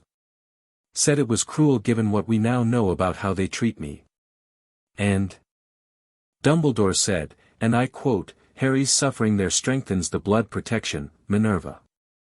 Every slight, every cruelty reinforces his mother's sacrifice because it confirms he is not where he belongs. It's regrettable but necessary." Ron swore violently, earning a curious look from Neville across the room. Lowering his voice, he asked, "What's the plan now?" Harry glanced around the dormitory. "We start building our base here. Tomorrow, I want Thing to map Dumbledore's office and quarters completely. We need to know when he's coming and going, and most importantly, we need access to his pensive again." "What about Hermione's research into removing the, She's checking the restricted section as soon as she can get permission," Harry replied. "Meanwhile, we need to evaluate who else we can trust." They both looked over at Neville, who was carefully arranging a small potted plant on his bedside table. "I think we need to test Neville soon," Harry said thoughtfully. "According to the prophecy, it could have been him instead of me. That makes him important." Ron nodded. "I'll talk to the twins tomorrow too. If anyone can help us operate under Dumbledore's nose, it's Fred and George." As they prepared for bed, Harry felt the weight of their task pressing down on him. Hogwarts had once been his sanctuary. Now it felt like enemy territory, filled with watching eyes and hidden agendas. But it was also where they'd find the information they needed to free him from both Dumbledore's manipulation and Voldemort's soul fragment. Sleep came uneasily that night, filled with dreams of prophecies and betrayal. The first week of classes established their new routine. On the surface, Harry, Ron, and Hermione attended lessons, complained about homework, and behaved like ordinary fifth-year students preparing for OWLs. Harry even maintained his expected antagonism toward Snape and visible frustration with Umbridge's refusal to teach practical defense. Beneath this carefully constructed normality, their real work progressed. Hermione established a secure meeting room on the 7th floor, the Room of Requirement, which transformed based on the user's needs. It became their headquarters, unplottable and inaccessible to anyone who didn't know exactly what to ask for. Thing conducted daily surveillance of Dumbledore's office, the staff room, and key areas of the castle. Harry set up a systematic schedule, reviewing the magical beetle's findings each night in the Room of Requirement with Ron and Hermione. Dumbledore's barely at Hogwarts anymore, Hermione noted, reviewing their intelligence board on their 5th night. According to Thing's tracking, he's left the castle 8 times in 5 days. Horcrux hunting, Harry replied. Based on the conversations Thing recorded, he's looking for artifacts connected to the Hogwarts founders. He thinks Voldemort used them. Ron examined the magical map they'd created, marking Dumbledore's known locations. He's not telling the Order everything either. Thing caught him arguing with Moody about need-to-know information. Classic manipulation tactic, Hermione said, adding a note to their growing evidence file. Compartmentalizing information keeps everyone dependent on him as the only person with the complete picture. Harry stood before their evidence wall, which now contained dozens of parchments detailing Dumbledore's manipulations, contradictions, and secrets. We need to make our first major move soon. Bring in more allies. I've completed the testing spells, Hermione said, gesturing to a small crystal she'd modified based on Sirius's pendant. We can detect influence charms, loyalty bindings, and memory modifications now. Who first? Ron asked. Harry considered carefully. Neville. The prophecy connection makes him a priority. Then Luna, her outsider perspective might see things we've missed. After that, we approach the twins. What about Ginny? Ron asked hesitantly. She was possessed by a Horcrux in her first year. That experience might be useful. Harry nodded slowly. Good point. But we need to be certain she's not still influenced by it somehow. Or by her admiration for Dumbledore. I'll test her carefully, Hermione promised. We should also consider reaching out to Sirius's contact at Gringotts soon. We need to secure your finances before Dumbledore realizes we're operating independently. Tomorrow then, Harry decided. I'll get Thing to monitor Dumbledore's office while we bring Neville in. They finalized their plans and dispersed, maintaining the appearance of curfew compliance. Harry had discovered through Thing that the prefect patrols were another layer of Dumbledore's surveillance system. Reports of student movements went directly to the headmaster each morning. Back in his dormitory, Harry activated Thing for a late-night mission. The beetle slipped through the castle toward the headmaster's office, its enhanced senses searching for the password. It caught Professor McGonagall muttering "acid pops" to the gargoyle and followed her up the spiral staircase. Inside, Dumbledore sat behind his desk looking unusually weary. Fawkes the Phoenix watched from his perch as McGonagall reported the day's events. Potter seems to be adjusting well, she noted. Though he's quiet in class. Keeping to himself more than usual. That's to be expected after the trauma he experienced, Dumbledore replied, not looking particularly concerned. Has he attempted to contact Sirius? Not through any channels we're monitoring. Miss Granger remains close to him, as instructed. Good, Dumbledore sighed. With Dolores watching his every move and the Ministry looking for excuses to remove him entirely, Harry must be kept safe, even from his own impulsive tendencies. McGonagall's expression tightened. Albus, I must again question your approach with the boy. After everything he's been through, Minerva, Dumbledore interrupted gently, we've discussed this. The path ahead for Harry is difficult enough without burdening him with knowledge he's not ready to bear. When the time is right, I will reveal everything to him. And who decides when that time comes? McGonagall asked sharply. That responsibility falls to me, Dumbledore replied, his tone making it clear the discussion was over. Now, regarding the Umbridge situation. Harry disconnected from Things feed, having heard enough. Even McGonagall, Dumbledore's most loyal deputy, was beginning to question his methods. That could be useful. The Beetle continued its surveillance, mapping the office thoroughly and identifying the location of key items, particularly the pensive, which was now stored in a hidden cabinet behind a painting of former headmasters. Tomorrow would be a pivotal day. It was time to expand their circle of trust. You want me to what? Neville looked between Harry, Ron, and Hermione with bewilderment. They'd invited him to the room of requirement under the pretext of forming a study group. We need to check if you're under any influence spells, Hermione repeated patiently, holding up the crystal detector. It's completely harmless, Neville. We've all done it. But why? Neville asked, clutching his herbology textbook defensively. Why would anyone put spells on me? Harry took a deep breath. Because of the prophecy. What prophecy? The one that could have marked either of us as Voldemort's equal, Harry said quietly. The one made before we were born, about a child born as the 7th month dies to parents who thrice defied Voldemort. Neville paled dramatically. What are you talking about, Harry? Dumbledore never told you, Harry said, not really surprised. Of course he didn't. Just like he never told me until I found out myself.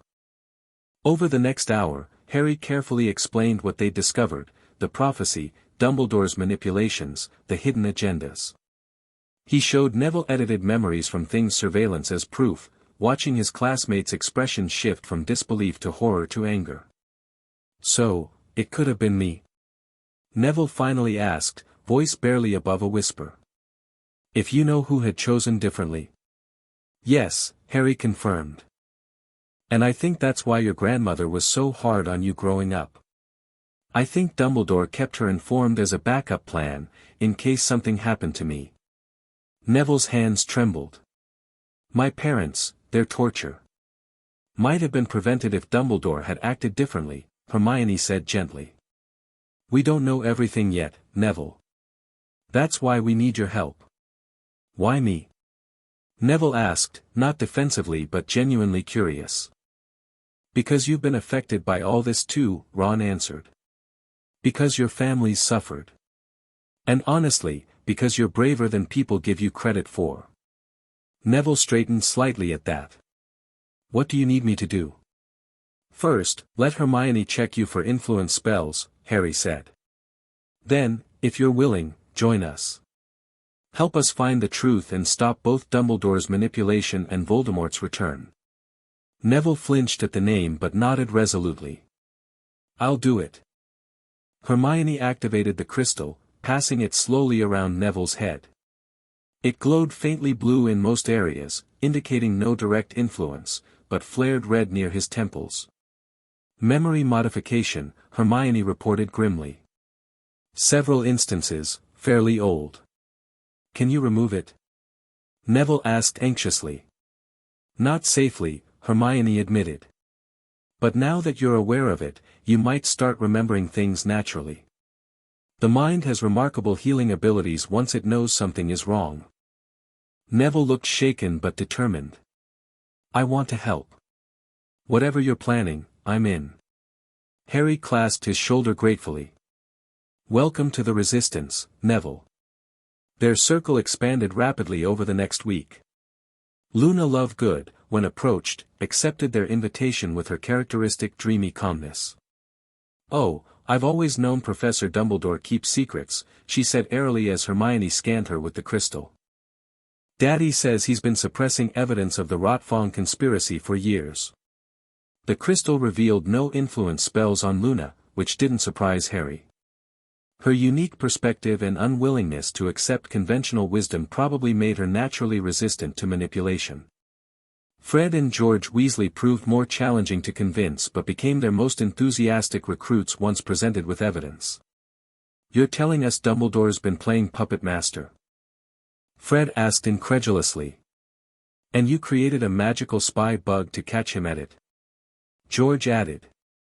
When Harry nodded, the twins exchanged identical looks of impressed disbelief. "We're not just in," Fred declared. "We're bloody inspired," George finished. The twins' crystal scan revealed minor loyalty charms, which Hermione carefully neutralized using a counterspell she'd developed. Afterward, they offered their entire inventory of joke products for the cause, many of which had surprising surveillance applications. Ginny was the last of their initial recruitment targets. Ron approached her carefully, and Harry watched her reactions to their revelations with particular attention.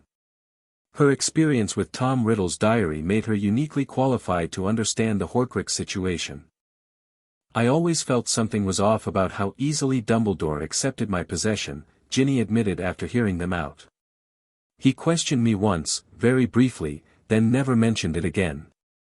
As if he already knew exactly what had happened."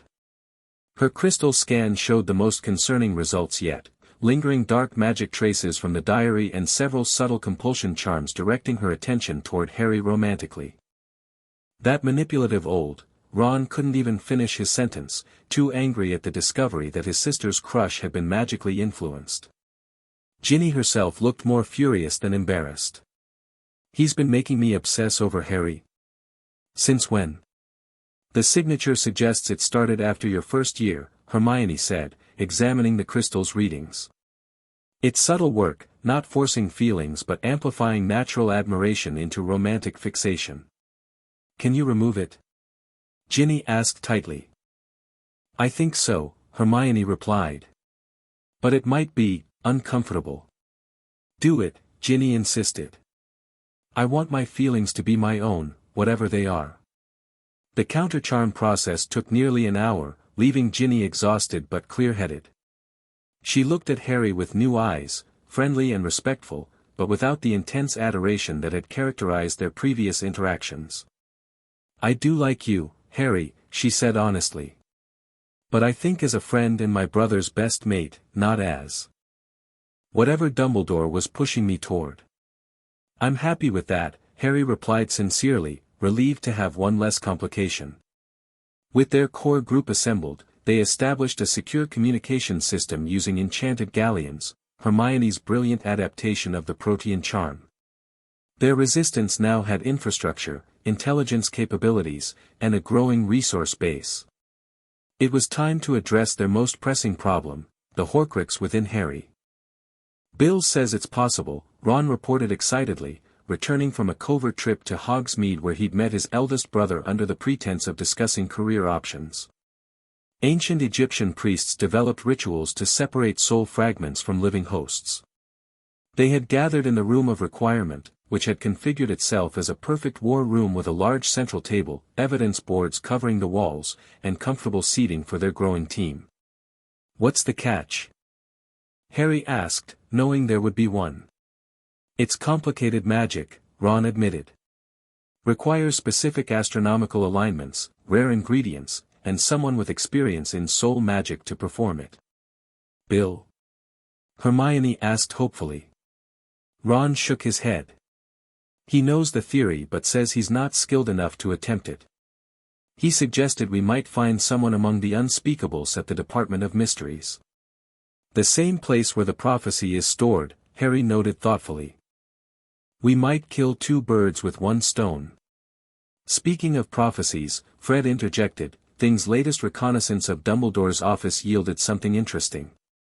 George activated their recently developed memory projector, an adaptation of pensive technology that displayed Thing's recordings for everyone to see. The image showed Dumbledore alone in his office, speaking to Fawkes. "The prophecy has multiple interpretations, old friend," Dumbledore said to the Phoenix. Sybil's words were ambiguous, as such things often are. "Neither can live while the other survives" need not mean one must kill the other directly. Fawkes trilled softly in response. "Yes, yes, I know what I've led everyone to believe," Dumbledore continued, stroking his beard. That Harry must ultimately face Voldemort in a final confrontation. But the alternative interpretation, that the Horcrux within Harry must be destroyed by Voldemort himself, serves our purposes better. It guides both Harry and Tom toward the outcome we need. The recording ended, leaving the room in stunned silence. He's been deliberately misinterpreting the prophecy. Hermione finally whispered, horrified. Worse, Harry said grimly. He's been promoting the interpretation that leads to my death, even though he knows there are alternatives. Why would he want you to die? Neville asked, looking genuinely confused. Control, Luna answered dreamily yet precisely. The prophecy makes Harry the central figure in defeating Voldemort. That diminishes Dumbledore's importance in the narrative. But if Harry sacrifices himself following Dumbledore's guidance, then Dumbledore remains the mastermind who orchestrated Voldemort's downfall. Everyone stared at Luna, surprised by her insightful analysis. What? She asked. Daddy says history is written by those who control the narrative. Dumbledore wants to write this story his way. She's right, Ginny said slowly. It's all about legacy. Dumbledore defeated Grindelwald, and now he wants to be known as the mentor who guided the Chosen One to defeat Voldemort, even at the cost of his life. It's sick, but it makes a twisted kind of sense. Harry absorbed this, feeling a cold anger solidifying within him. We need to get to the Department of Mysteries. See the actual prophecy for ourselves and make contact with unspeakables who might help with the Horcrux removal. Small problem, George pointed out. It's in the most secure section of the Ministry of Magic, which is currently running a smear campaign against Harry. And we're stuck at Hogwarts under both Dumbledore's and Umbridge's watchful eyes, Fred added. Hermione tapped her fingers thoughtfully on the table. Not necessarily stuck. The Christmas holidays are coming up. If we can create a reason for Harry to be away from both Hogwarts and the Burrow. Sirius, Harry said immediately. I could insist on staying with Sirius for the holidays. Dumbledore would resist, but if I make a big enough scene about wanting to be with my godfather. He'd have to allow it or risk exposing his control issues, Ron finished excitedly. And once you're at Grimmauld Place, Sirius can help get you to the Ministry, Hermione continued. He knows the building well from his Auror days. It's risky, Neville cautioned. If you're caught breaking into the Department of Mysteries. Then we don't break in, Luna suggested airily. My father knows someone who works there. An unspeakable named Croaker. We could approach him first, explain the situation. Harry stared at her. You're brilliant, Luna. She smiled serenely.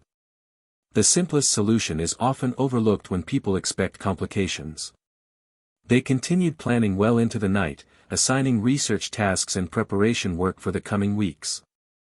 As the others eventually drifted off to their dormitories to avoid curfew violations, Harry remained behind with Ron and Hermione, his original and most trusted allies.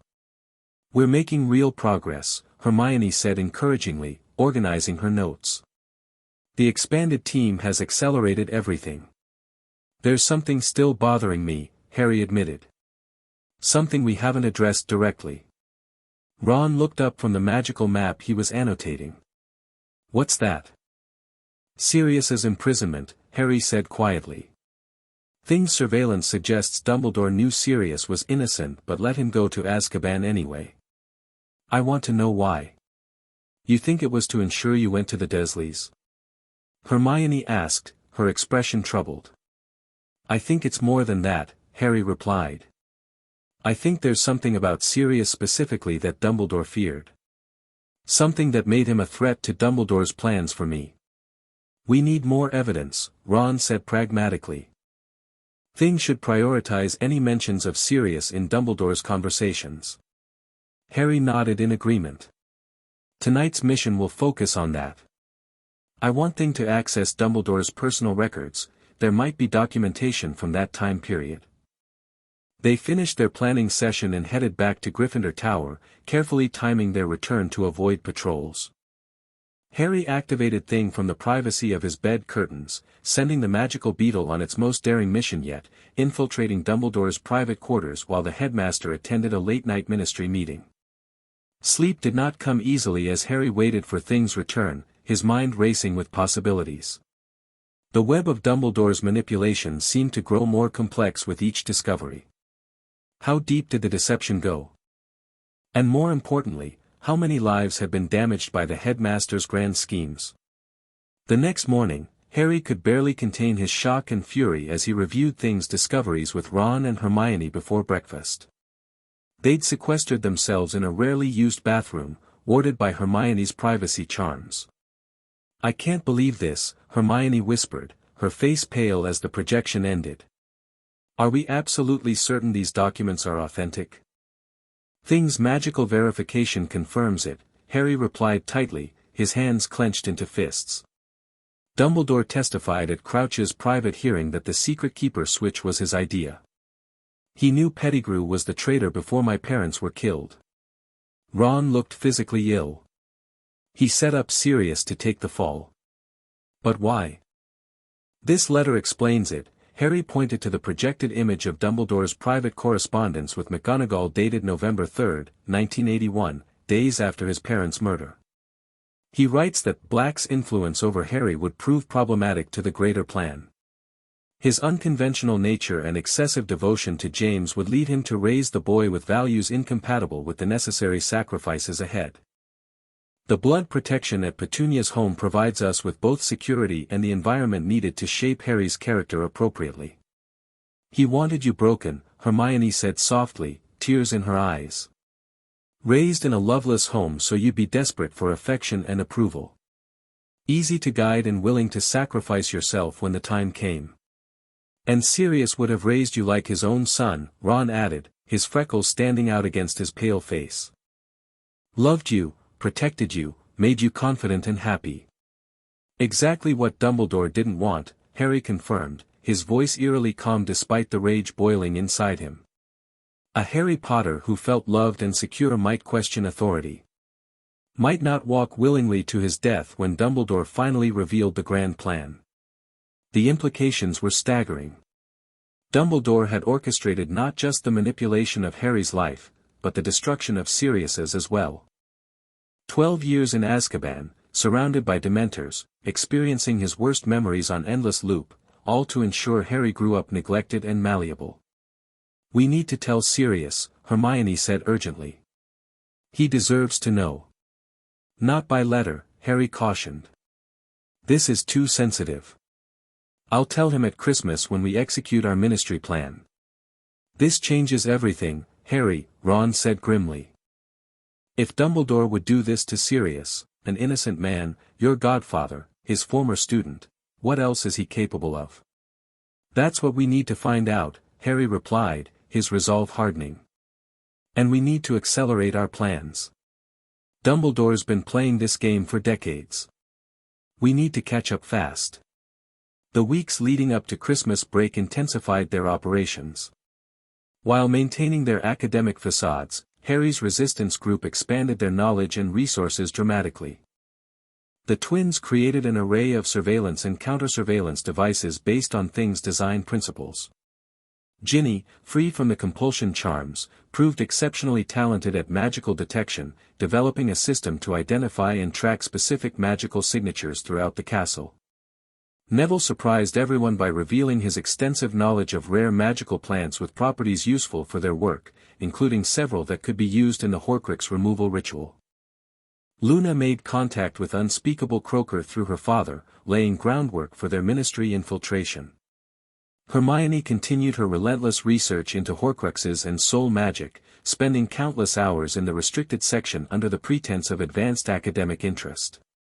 Ron, whose strategic mind had blossomed in this high-stakes environment, coordinated their intelligence gathering and analyzed patterns in Dumbledore's movements and communications.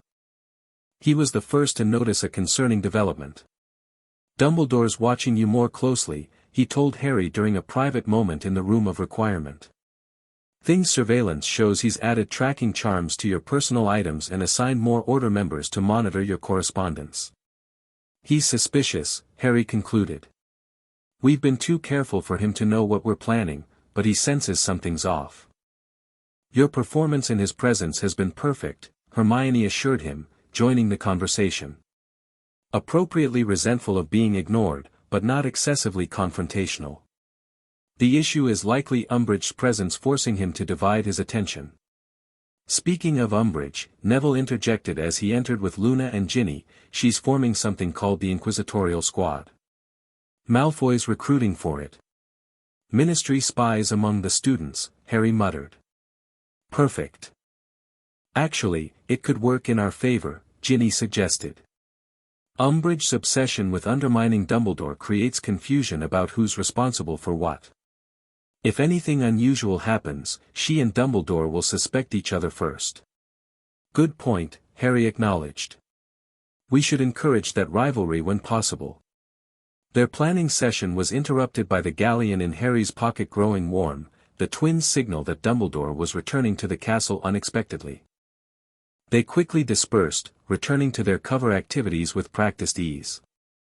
That evening, Harry deliberately engineered a public argument with Ron in the Gryffindor common room about holiday plans. I don't want to go to the Burrow, he shouted, loud enough for everyone to hear. No offense to your family, but I want to spend Christmas with my godfather. He's the only real family I have left. Ron played his part perfectly, looking hurt but understanding. Mate, I get it, but Dumbledore says it's not safe. Dumbledore, Dumbledore, Dumbledore. Harry exploded. I'm sick of him controlling my life without even having the decency to talk to me directly. Sirius was my parents' choice for me, not him. The common room had gone silent, everyone watching the drama unfold. Harry stormed off to the dormitory, slamming the door for good measure. The scene would certainly be reported to McGonagall by morning, and from her to Dumbledore. The performance worked even better than anticipated. The next day, McGonagall called Harry to her office.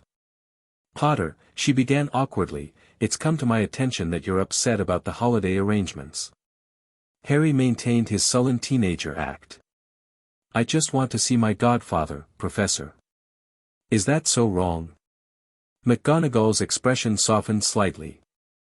No, it's not wrong. But your safety must be our primary concern. Sirius's house is under the Fidelius charm, Harry pointed out. Dumbledore's the secret keeper himself. How could I be safer anywhere else? He could see her wavering, her own doubts about Dumbledore's methods making her sympathetic to his request. I'll speak to the headmaster, she finally conceded. But I make no promises, Potter. Thank you, Professor, Harry replied, injecting just the right amount of desperate hope into his voice. It would mean everything to me. 2 days later, Dumbledore himself summoned Harry to his office. It was their first direct meeting since the end of the previous school year. Harry maintained absolute occlumency shields, another skill he'd been secretly practicing, and carefully avoided direct eye contact while not being obvious about it. Harry, my boy, Dumbledore greeted him warmly, as if there had been no months of silence between them. Lemon drop? No thank you, Professor, Harry replied politely but coolly. Dumbledore sighed theatrically. Professor McGonagall tells me you're quite set on spending Christmas with Sirius. He's my godfather, Harry said simply. And he's alone in that house most of the time. We need each other. Your loyalty is commendable, Dumbledore nodded approvingly. However, I must consider the security implications. Voldemort is actively seeking you, Harry. With respect, sir, isn't Grimmauld Place under the Fidelius charm with you as secret keeper? How could Voldemort possibly find me there? Dumbledore stroked his beard thoughtfully. A valid point. Yet there are other considerations beyond physical safety. Such as? Harry prompted, careful to sound merely curious rather than challenging.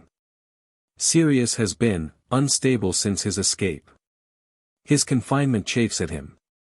I worry his influence might encourage recklessness in you at a time when caution is paramount.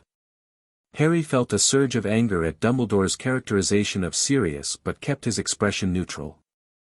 I think having family at Christmas would actually help me be more cautious and grounded, Professor. Being alone makes me more reckless, not less. It was a masterful argument, using Dumbledore's own manipulation tactics against him by framing the visit as serving the headmaster's stated goals for Harry's behavior. Dumbledore studied him for a long moment, and Harry felt a subtle pressure against his mental shields. The headmaster was attempting passive legitimacy.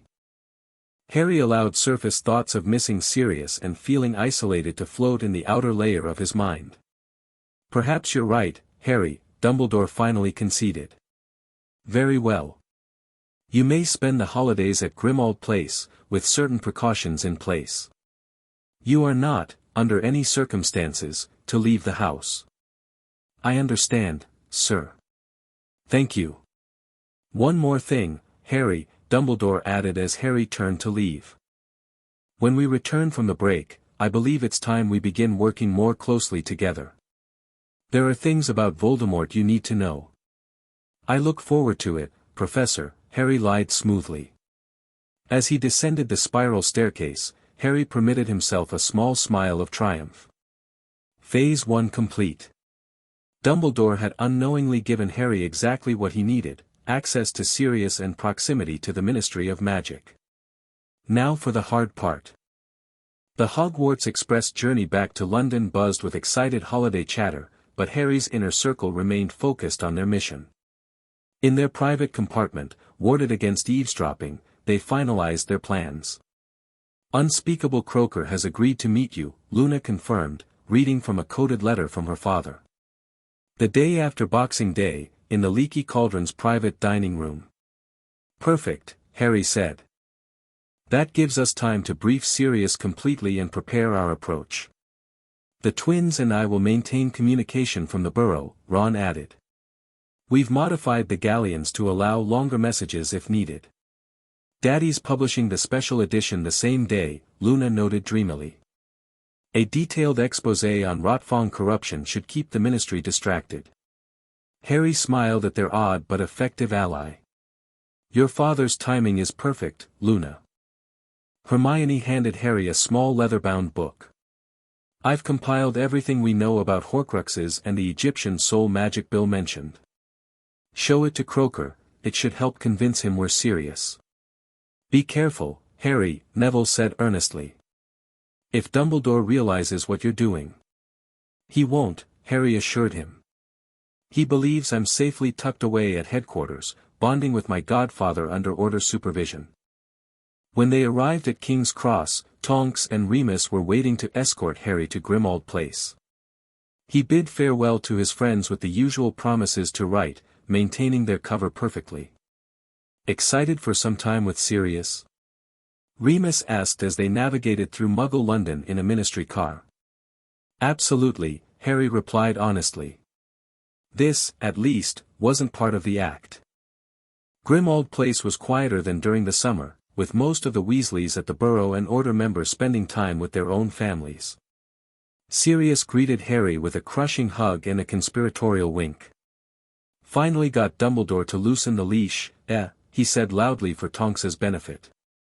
Just for Christmas, Harry played along. Had to throw a proper teenage tantrum to make it happen. Once they were alone in Sirius's father's study, with privacy wards activated, the pretense dropped. Things been sending me updates through our modified mirror, Sirius said, his expression turning serious. You've been busy at Hogwarts. We've made progress, Harry confirmed. But there's something I need to tell you first. Something discovered about your imprisonment. Over the next hour, Harry revealed everything they'd learned about Dumbledore's role in Sirius's fate.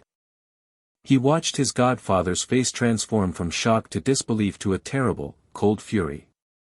12 years, Sirius whispered when Harry finished. 12 years in Azkaban because I would have raised you with too much love and confidence. Because I would have made you too strong to manipulate. I'm so sorry, Sirius, Harry said, his own anger mixing with guilt. Don't you dare apologize, Sirius replied fiercely. None of this is your fault. It's Dumbledore's, and he will answer for it. He paced the room like a caged animal, his movements sharp with suppressed rage. I always wondered why he never pushed for a trial, never even questioned the narrative. Now it makes perfect sense. He needed me out of the way. There's more, Harry said grimly, and explained about the Horcrux within him and Dumbledore's plan for his sacrificial death. Sirius stopped pacing abruptly. He wants you to die. My godson, James and Lily's child. According to his own private conversations, yes. He's been raising me as a weapon with an expiration date. The raw pain on Sirius's face was difficult to watch. I failed you, Harry. I failed James and Lily. No, Harry said firmly, gripping his godfather's shoulders. Dumbledore failed all of us. But we're fighting back now. And we need your help. Sirius took a deep breath, visibly pulling himself together. What's the plan? Harry explained their meeting with unspeakable Croaker and their hope of finding both the true prophecy and a method to remove the Horcrux without killing him. Getting to the leaky cauldron undetected will be tricky, Sirius mused. The Order has watchers on this house day and night. Can you still transform? Harry asked. Padfoot could slip past them. Yes, but you can't. And Dumbledore specifically ordered you not to leave the house. Harry smiled slyly. He ordered me not to leave. He didn't specify which house. Sirius looked confused for a moment before understanding dawned. The Floo connection to my cousin Andromeda's place. It's not monitored by the Order because Ted's a muggle and Dumbledore doesn't want to invade their privacy. Exactly, Harry confirmed. We flew there, then take muggle transportation to the leaky cauldron. No magical travel that could be traced. Brilliant, Sirius grinned, a shadow of his old mischievous self returning. James would be proud of that workaround. And Lily would be even prouder of how you've outmaneuvered Dumbledore. They spent the next days preparing meticulously. Harry sent things throughout the house, mapping Order surveillance and guard rotations. Sirius contacted Andromeda Tonks secretly, using a family code that bypassed the Order's mail monitoring. On Christmas Day, they celebrated quietly. Mrs. Weasley visited briefly with presents and a feast, fussing over both of them before returning to the burrow. Various Order members dropped by throughout the day, none staying long enough to notice anything suspicious. That night, Harry and Sirius finalized their plans for the next day's crucial meeting with Croaker. As they sat by the fire, Sirius grew contemplative. You know what's ironic, he said softly. If Dumbledore had just been honest, if he'd told you everything and given you a real choice, you probably would have been willing to make the sacrifice anyway. You're that kind of person, Harry. Maybe, Harry acknowledged. But he never gave me the chance to choose. He decided my fate when I was a baby and has been manipulating me toward it ever since. That's the difference between a leader and a manipulator, Sirius observed. A true leader shares the burden of knowledge and trusts others to make their own choices. A manipulator hoards information and forces others down predetermined paths. I won't be either of those things, Harry said with sudden conviction. Whatever resistance we build, whatever fight we take to Voldemort, it will be based on shared knowledge and free choice. Everyone who stands with us will know exactly what they're fighting for and against. Sirius smiled proudly. And that, godson, is why Dumbledore was so afraid of my influence on you. He recognized James's defiance and Lily's moral clarity in you from the beginning. As Harry went to bed that night, his mind was remarkably clear despite the high stakes of tomorrow's mission. For the first time, he felt not just angry at Dumbledore's betrayal, but genuinely free of his influence. Whatever happened next, Harry was charting his own course now, making his own choices based on complete information. The web was unraveling, thread by thread. Boxing Day morning brought heavy snow to London, providing excellent cover for their operation. Visibility was reduced, and the Order guards were huddled in sheltered positions, less attentive than usual. Harry and Sirius moved with practiced precision, having rehearsed their plan multiple times. At exactly 10:17 a.m., when Thing had observed the guard rotation creating a 3-minute surveillance gap, Sirius activated the floor to Andromeda's house. "Ready?" he asked Harry. "Born ready," Harry replied with a grin. They stepped through the emerald flames into the cozy living room of Ted and Andromeda Tonks. Andromeda, who strongly resembled a saner version of her sister Bellatrix, greeted them warmly. "Cousin," she embraced Sirius. "And Harry Potter. Welcome to our home." "Thank you for helping us, Mrs. Tonks," Harry said politely. "Andromeda, please," she corrected. "And it's my pleasure." Sirius explained enough that I understand the necessity, even if I don't know all the details. Ted Tonks, a friendly-faced Muggle-born wizard, entered with their disguises, Muggle winter clothing, including hats that concealed their distinctive hair. "The taxi will be here in 5 minutes, he informed them. "It'll take you to the underground station. From there, you should have no trouble reaching Charing Cross Road. We've told the Order members who check in that you're both down with a winter bug," Andromeda added. "Contagious enough that they shouldn't visit today." "You've thought of everything," Harry said gratefully. "Marauder adjacent," Sirius grinned, gesturing to himself and Andromeda. "Black family rebels stick together." The taxi ride was uneventful, as was their journey on the crowded underground. Harry, who rarely experienced Muggle London, found the anonymity refreshing. No one looked twice at them, just another man and his teenage son traveling on a snowy holiday. They reached the Leaky Cauldron shortly before noon, entering through the Muggle side. Tom the barkeeper, who had been informed to expect them under pseudonyms, led them immediately to a private dining room in the back. Unspeakable Croaker was already waiting, a thin, serious-looking wizard with steel-gray hair and penetrating blue eyes. He wore ordinary robes rather than the distinctive unspeakable uniform, maintaining his cover. "Mr. Potter," he nodded as they entered. "Mr. Black. Luna Lovegood speaks highly of you both." "Thank you for meeting us," Harry replied, taking a seat across from him. "I must admit, your message intrigued me," Croaker said, activating additional privacy wards with a subtle flick of his wand. "Prophecies and Horcruxes in one conversation. Most unusual." Harry placed Thing on the table.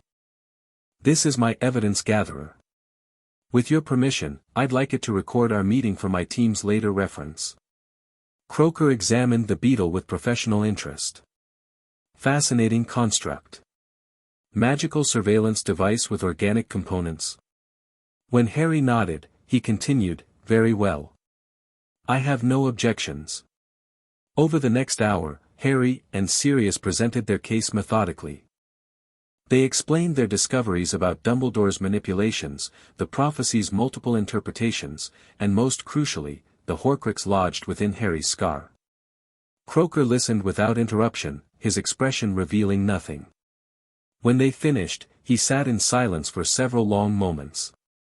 "You understand," he finally said, "that what you're suggesting about Albus Dumbledore is extraordinary. He is considered the greatest wizard of our age, a moral beacon." "We understand completely," Sirius replied. "That's why we brought evidence rather than accusations." Harry pushed forward the pensive memories they'd brought, stored in carefully labeled vials. These contain direct recordings of Dumbledore's private conversations and documents. We invite you to verify their authenticity. Croaker examined one vial, casting several complex detection spells over it. "No signs of tampering," he acknowledged. "Though I would need to view them properly to confirm content." "What about the prophecy?" Harry asked directly. "Can you tell us its exact wording? Luna mentioned you have access." "I do," Croaker confirmed. "And I can tell you that prophecies, by their nature, are often deliberately ambiguous. They contain multiple potential truths rather than a single fixed future. So Dumbledore's interpretation, that I must die to defeat Voldemort, is just one possibility." "Precisely." Croaker leaned forward. The specific prophecy in question states that either must die at the hand of the other, for neither can live while the other survives. This could indeed mean a mutually exclusive existence where one must kill the other. But? Sirius prompted, sensing there was more. But it could equally refer to the Horcrux connection between you. Neither can live might mean neither can live fully while the connection remains. At the hand of the other need not mean direct murder. It could refer to an action taken by Voldemort that removes the soul fragment without killing you. Hope surged through Harry. So there is a way. There are several theoretical approaches, Croker said cautiously. The department has studied soul magic extensively, though Horcruxes represent the darkest application. The Egyptian ritual your brother mentioned, he nodded to Sirius, is one possibility. There are others. Would you be willing to help us? Harry asked directly. Croker studied him intently. Why should I risk my position and possibly my life to assist you against both Dumbledore and Voldemort? Because we're trying to defeat Voldemort without sacrificing innocent lives, Harry replied simply. Because Dumbledore's greater good philosophy justifies terrible means for supposedly noble ends. Because you're an unspeakable, sworn to pursue knowledge and truth wherever they lead, regardless of political convenience. A hint of a smile touched Croker's austere features. Well reasoned, Mr. Potter. He seemed to come to a decision. I will help you, conditionally. First, I must verify your evidence personally. Second, any action we take must be grounded in proper magical theory, not desperate improvisation. Agreed, Harry said immediately. When can you start? I already have, Croker replied, revealing a small device on the table that had been recording magical signatures throughout their conversation. This confirms you do indeed carry a foreign soul fragment. Most concerning. He pocketed the device. I will review your memories tonight. If they confirm your claims, we will proceed with analyzing removal options. The department has resources unavailable elsewhere. Thank you, Harry said sincerely. This means everything to us. As they prepared to leave, Croker added one final comment. Mr. Potter, regardless of Dumbledore's manipulations or the prophecy's true meaning, Voldemort remains a genuine threat. Whatever path you choose must ultimately address that reality. I know, Harry acknowledged grimly. Freeing myself from Dumbledore's control doesn't change my responsibility to fight Voldemort. It just means I'll do it my way, with all the facts, surrounded by people I trust. Croker nodded approvingly. Then you are already wiser than many wizards twice your age. They left the leaky cauldron separately, with Croker departing first. Harry and Sirius retraced their steps through Muggle London, both quiet and contemplative after the momentous meeting. Do you think he'll really help us? Harry finally asked as they rode the underground back toward Andromeda's neighborhood. Yes, Sirius replied with conviction. Unspeakables have their own code. They're bound to knowledge and discovery above politics. If your evidence is as compelling as we know it is, Croker won't be able to resist investigating further. Harry nodded, allowing himself to feel cautiously optimistic. For the first time since discovering the terrible truth about the Horcrux within him, a path forward seemed possible, one that didn't end with his sacrificial death. They returned to Grimmauld Place through the Tonksflood connection, timing their arrival during another guard rotation gap. No one had noticed their absence. The web of surveillance that once seemed impenetrable now had visible holes they could exploit. That night, Harry sent Thing with an encrypted message to his team, updating them on the successful meeting. As he lay in bed, he reflected on how far they'd come since that first night at Privet Drive when he'd created the magical beetle out of desperation and anger. They were no longer just reacting to Dumbledore's manipulations. They were building their own network, their own plans, their own future. The path ahead remained dangerous and uncertain, but one crucial difference had emerged: Harry now had choices that were truly his own. 3 days after their meeting with Croker, Harry and Sirius received confirmation of the Unspeakable's commitment to their cause. A nondescript owl delivered a message in complex code that took them an hour to decipher using the key Croker had provided during their meeting. "He's verified our evidence," Harry announced excitedly as the final symbols transformed into readable text. "And he's already assembled a small team of trusted unspeakables to work on the Horcrux removal process." "Does he mention a time frame?" Sirius asked, looking over Harry's shoulder at the decoded message. "Initial tests during Easter break, with the actual ritual potentially performed in June when specific astronomical alignments occur." Harry continued reading. "He also confirms alternative interpretations of the prophecy and has secured a temporary copy for us to review directly." "This is better than we could have hoped for," Sirius said, his face lighting up with genuine joy. "Actual Department of Mysteries resources working on saving you." "There's more," Harry added, his voice growing serious. "Croker found evidence in the department's archives of previous communication between Dumbledore and the Unspeakables about Horcruxes, dating back to 1982, right after my parents' death. He's been researching them for years, Sirius. He's known what I carried almost my entire life." Sirius swore viciously. "And never sought a way to remove it safely? Just planned for your eventual sacrifice?" "Looks that way," Harry confirmed grimly. "Croker says Dumbledore specifically directed research away from living vessel extraction methods, claiming they were too dangerous to pursue. He effectively sabotaged any research that might have saved me earlier." The betrayal cut deep, even after everything they'd already discovered. Dumbledore hadn't just accepted Harry's eventual death as a necessary evil, he'd actively prevented exploration of alternatives. "We need to accelerate our plans," Sirius said, pacing energetically. "Dumbledore will eventually realize something's amiss. We need contingencies ready." "Agreed," Harry replied. "Let's update the team and prepare for my return to Hogwarts. Dumbledore mentioned wanting to begin working more closely with me next term, probably his version of Horcrux hunting without telling me what we're actually doing." "The perfect cover," Sirius noted. "You can appear to be following his guidance while gathering more intelligence on his plans and methods." They spent the remaining days of the holiday break finalizing their strategies and securing additional resources.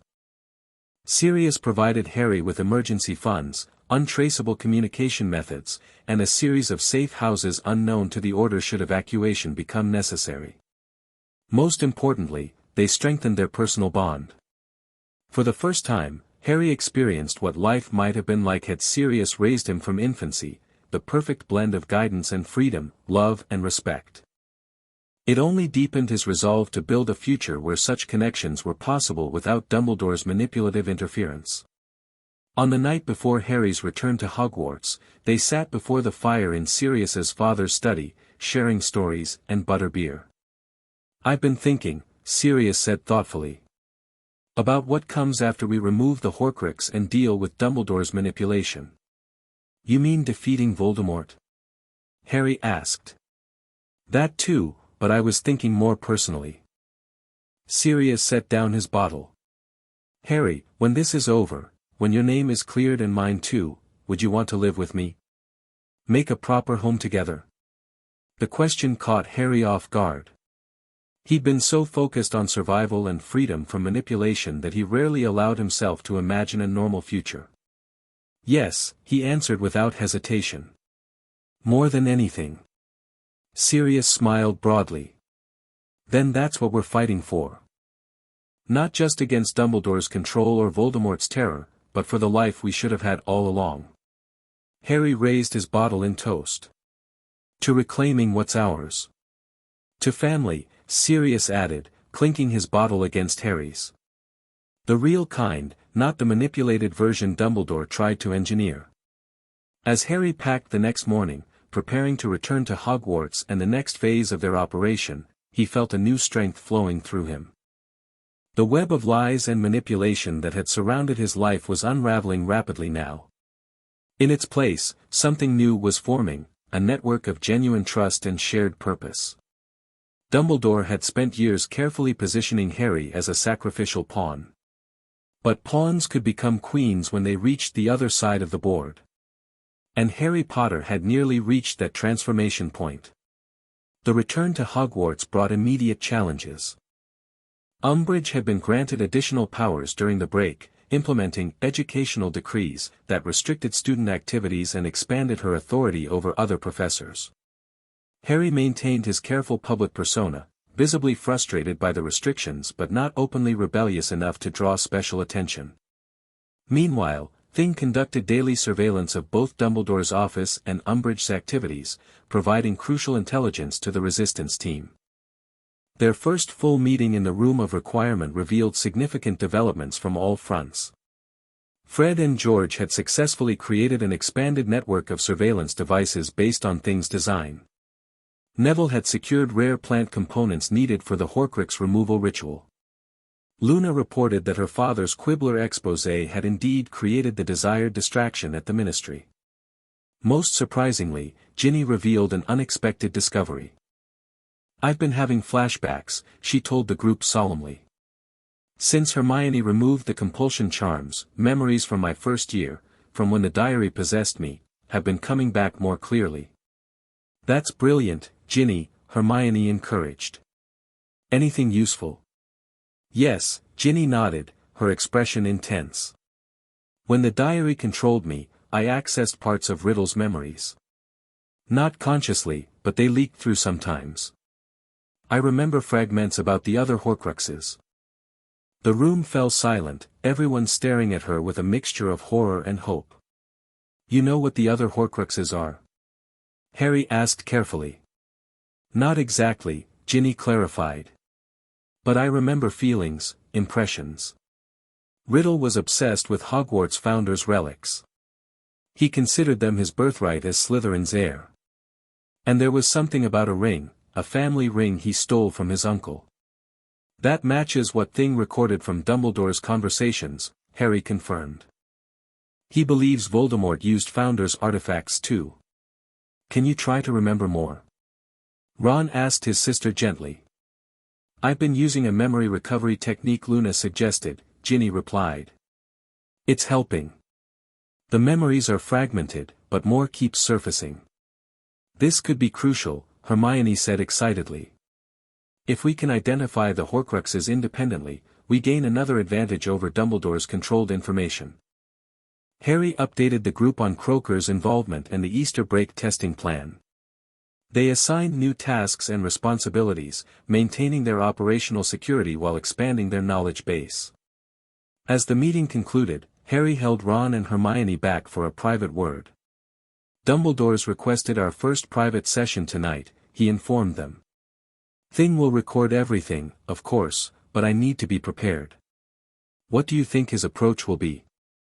"He'll try to re-establish trust," Hermione analyzed. "Probably share information he's previously withheld to make you feel privileged and included. But not the whole truth," Ron added. "Just enough to guide you where he wants you to go." "My thoughts exactly," Harry agreed. "I'll play along," the eager student grateful for his attention after months of distance. That evening, Harry approached Dumbledore's office with things securely hidden and his mental shields firmly in place. The password, "Fizzing Whizbees," granted him entrance to the circular room where Dumbledore waited behind his desk, smiling benignly. "Ah, Harry, right on time. Please, sit down. How was your holiday with Sirius?" "Brilliant, sir," Harry replied with genuine warmth. "Best Christmas I can remember." "Excellent, excellent. Sometimes I forget how important such simple pleasures can be in these dark times." Dumbledore's eyes twinkled. "Lemon drop?" "No thank you, Professor." "Very well. I've asked you here tonight, Harry, because I believe it's time I shared certain information with you, information about Lord Voldemort that may help us understand how to defeat him." Harry maintained a carefully calibrated expression of surprise and gratitude. "Really, sir? After all this time?" A flicker of, "Was that guilt?" crossed Dumbledore's face. "I apologize for my distance this year, Harry. It was for your protection, though I see now it may have done more harm than good." "You don't say," Harry thought sarcastically behind his mental shields. Aloud, he said, "I understand, Professor. You've always had my best interests at heart." The irony of this statement was not lost on Harry, but Dumbledore seemed to accept it at face value. "Thank you for your trust, my boy. Now, what I'm about to show you is a memory of my first meeting with young Tom Riddle before he came to Hogwarts." Dumbledore guided Harry to the pensive, and together they entered the memory of Riddle's orphanage. Harry watched with genuine interest as the young Dumbledore encountered the boy who would become Voldemort, already controlling, manipulative, and cruel. When they emerged, Dumbledore studied Harry's reaction carefully. "What impressions do you have, Harry?" "He was already dangerous," Harry observed honestly. "He liked controlling and hurting others. And he collected trophies from his victims." "Very astute," Dumbledore nodded approvingly. "Those trophies become significant in our story. You see, Tom Riddle continued collecting special objects throughout his life, objects that held particular symbolic meaning to him. He's leading up to Horcruxes without naming them," Harry realized. "Testing how much I can handle before revealing the full truth." "Like what, sir?" he asked, playing the role of interested student. "That, Harry, will be the subject of our future sessions. For tonight, I want you to consider the nature of attachment to objects, how they can represent power, achievement, or belonging to someone who grew up with nothing." The session concluded with Dumbledore assigning Harry supposed homework, reflection on what objects might be meaningful to someone like Riddle. It was clearly the beginning of a carefully orchestrated series of revelations designed to lead Harry gradually toward the truth about Horcruxes without revealing Dumbledore's full knowledge or plans. After returning to the dormitory, Harry activated Thing to review what the beetle had observed while perched unobtrusively on a shelf during the meeting. The most revealing moment had come after Harry left. Dumbledore had spoken softly to Fawkes. "He seems receptive, old friend. Perhaps my concerns about Sirius's influence were exaggerated. The boy still trusts me, which will make the difficult revelations ahead easier to guide him through. By June, he should be prepared to understand his role in what must be done." June, Harry noted grimly. The same timeframe Croker had mentioned for the Horcrux removal ritual. A race against time was developing. Could they complete their plans before Dumbledore revealed Harry's supposed destiny to sacrifice himself? Over the following weeks, Harry attended regular sessions with Dumbledore, each revealing another piece of Voldemort's history and the development of his Horcruxes. Harry played the perfect student, expressing appropriate shock and horror as Dumbledore gradually explained what Horcruxes were and how Tom Riddle had likely created several. Meanwhile, Thing continued gathering intelligence, mapping Dumbledore's movements and communications. Their most significant discovery came in late February when Thing recorded a conversation between Dumbledore and Snape in the headmaster's office. "The curse is spreading, Severus," Dumbledore said, rolling up his sleeve to reveal a blackened, withered hand. "Your potions have slowed it, but we both know the outcome is inevitable." "I estimate you have a year at most, Albus," Snape replied clinically. "Perhaps less if you continue straining yourself with these expeditions." "Time enough to prepare Harry for what must be done," Dumbledore sighed. "And to arrange for my departure in a manner that serves our greater purpose." "You still intend for me to do it?" Snape asked, his voice revealing rare emotion. "To kill you? It is the only way, Severus. Your position as Voldemort's trusted servant must be secured beyond doubt. My death at your hands will accomplish that while sparing young Draco's soul from fracturing." Harry disconnected from the memory, stunned by this revelation. Dumbledore was dying. He had perhaps a year to live, and was arranging his own death at Snape's hands as part of yet another elaborate scheme. He immediately called an emergency meeting of the core resistance team, sharing this crucial intelligence. "This changes everything," Hermione stated after viewing the memory. "Dumbledore's timeline is accelerated because of his injury. Which explains why he's suddenly sharing information with Harry after months of silence," Ron added. "He's running out of time to position Harry for sacrifice." "The blackened hand came from a cursed ring," Ginny observed. "I recognize it from Riddle's memories," it's the Gaunt family ring, one of his Horcruxes. So Dumbledore's already found and destroyed at least one more Horcrux besides the diary, Harry summarized. But the ring fought back.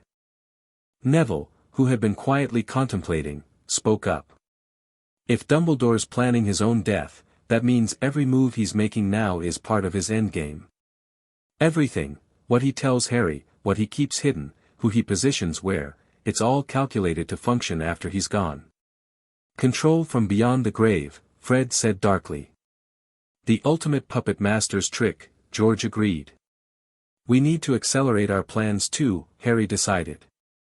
Contact Croaker, tell him about this development. See if we can move up the testing schedule. Luna, who had been dreamily examining the projected memory, made an unexpected observation. The ring. Dumbledore's wearing it now, even though it's destroyed as a Horcrux. Look at his good hand.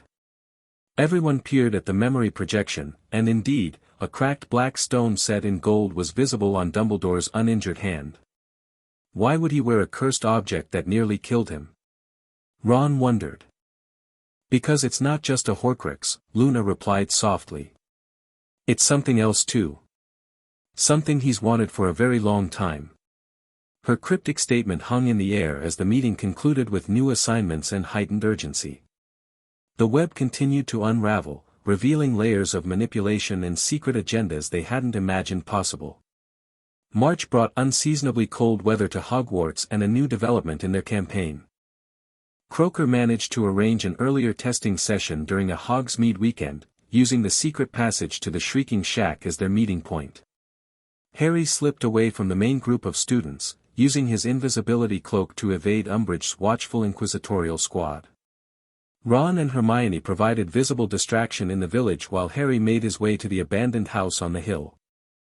Croaker waited inside with two colleagues, a stern-looking witch with silver-streaked black hair and a younger wizard with calculating eyes and an easy smile. Mr. Potter, Croaker greeted him.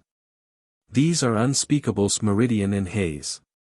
They've been briefed on your situation and have taken binding magical oaths of confidentiality. Thank you for coming, Harry said, removing his cloak. And for arranging this earlier meeting. Your intelligence about Dumbledore's condition changed our risk assessment, Croaker explained. If he is indeed dying and accelerating his plans, we must adapt accordingly. Hayes stepped forward with what looked like a modified medical scanning device. This won't hurt, Mr. Potter, but it may feel strange. We need to map the exact nature of the soul fragment's connection to your magical core. For the next 2 hours, the Unspeakables conducted a series of tests on Harry's scar. They used instruments Harry had never seen before, casting complex diagnostic spells and recording the results in coded notebooks. Throughout the process, they maintained professional detachment, treating him as a research subject rather than a tragic figure, an approach Harry found refreshingly honest after years of Dumbledore's manufactured concern. Fascinating, Meridian murmured as she studied a three-dimensional magical projection hovering above Harry's head. The fragment is both more and less integrated than we anticipated. Meaning? Harry asked. It's created its own magical encapsulation within your scar, she explained. Almost like a magical cyst, which is actually fortunate. It means extraction should be possible without damaging your core. However, Hayes added, the connection to Voldemort's main soul piece is stronger than we expected. That presents additional challenges. Croaker studied the readings with intense concentration. We'll need to sever that connection first, then extract the fragment itself. Two-stage process. Can it be done by June? Harry asked anxiously. The three Unspeakables exchanged measured looks. Yes, Croaker finally answered. But we'll need additional components we hadn't anticipated. Specifically, something that resonates with both your magical signature and Voldemort's. The prophecy record, Meridian suggested. Precisely, Croaker agreed. Mr. Potter, we'll need to retrieve your prophecy from the Department of Mysteries. It contains the magical recognition of both you and Voldemort as the subjects of the prediction. That resonance will help us calibrate the extraction ritual. I thought only those named in a prophecy could remove it, Harry said, remembering their earlier conversation. Correct, Croaker confirmed. Which means you will need to come to the department yourself, preferably during a time when security is minimal. Easter break? Harry suggested. Too obvious, Hayes countered. Dumbledore will be watching your movements then. We need a less predictable opportunity. They discussed various options, finally settling on using the upcoming astronomy practical exam in June, when most of the castle would be focused on OWL testing and nighttime observations, providing cover for Harry's brief absence. We'll create a temporary connection between a specific fireplace at Hogwarts and the department, Croaker explained. You'll have a 15-minute window to flew in, retrieve the prophecy with me, and return. And then the extraction ritual? Harry pressed. 3 days later, during the dark moon, Meridian confirmed. The astronomical alignment is perfect for soul magic.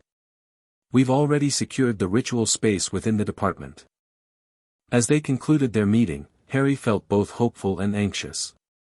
Their plan was taking concrete shape, with actual Department of Mysteries resources committed to saving his life. Yet the timeline remained perilously tight, with Dumbledore's deteriorating condition adding unpredictable pressure. One final thing, Mr. Potter, Croaker said as Harry prepared to don his invisibility cloak again. Based on our analysis today, I would strongly advise limiting your emotional connection to Voldemort. The link between you grows stronger with use. Meaning? Harry asked. Meaning Dumbledore is playing a dangerous game by allowing or even encouraging visions between you. Each connection strengthens the bond, making eventual extraction more difficult. This confirmation of Dumbledore's recklessness with Harry's mental state solidified his resolve. The headmaster was willing to compromise Harry's very soul for tactical advantages in his grand strategy. Harry returned to Hogsmeade, rejoining Ron and Hermione at the Three Broomsticks with renewed determination. Their path forward was clear now, dangerous and complex, but definite. The web of manipulation that had controlled Harry's life was not just unraveling, it was being systematically dismantled, strand by strand. And in its place, something new was being woven, a network of allies united by truth rather than controlled by secrets, working together toward a future where neither Dumbledore's manipulation nor Voldemort's terror would determine their fate. April brought increasing tension to Hogwarts. Umbridge's power grew with each new educational decree, while Dumbledore seemed to deliberately maintain a low profile, often absent from the castle for days at a time. According to Thing's intelligence, he was hunting the remaining Horcruxes with increasing urgency as his cursed hand deteriorated. Harry continued his regular lessons with Dumbledore, each revealing another piece of Voldemort's history. The headmaster had finally acknowledged the existence of Horcruxes directly, though he still withheld the crucial information about Harry himself being one. I believe Tom created 6 Horcruxes in total, Harry, Dumbledore explained during their April session. The diary you destroyed was one. I have eliminated a second, a ring belonging to Voldemort's grandfather. That leaves 4 still to be found. What are they, sir? Harry asked, maintaining his facade of eager student. Based on my research, I believe they include something belonging to each of the founders, Hufflepuff's cup, Ravenclaw's diadem, and Slytherin's locket. The 6th remains uncertain, though I have theories. Harry carefully avoided reacting to the mention of the locket. Thing had previously discovered that the very locket Dumbledore sought had been in Grimmauld Place until recently, stolen by Mundungus Fletcher during a pilfering spree. Sirius was quietly tracking it down without alerting the Order. How will we find them all, Professor? Harry asked. Dumbledore smiled sadly. That, my boy, is the task I am preparing you to continue when I am gone.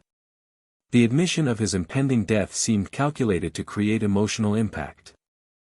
Harry responded with appropriately shocked concern, while internally noting Dumbledore's manipulative approach, using his terminal condition to further bind Harry to his mission.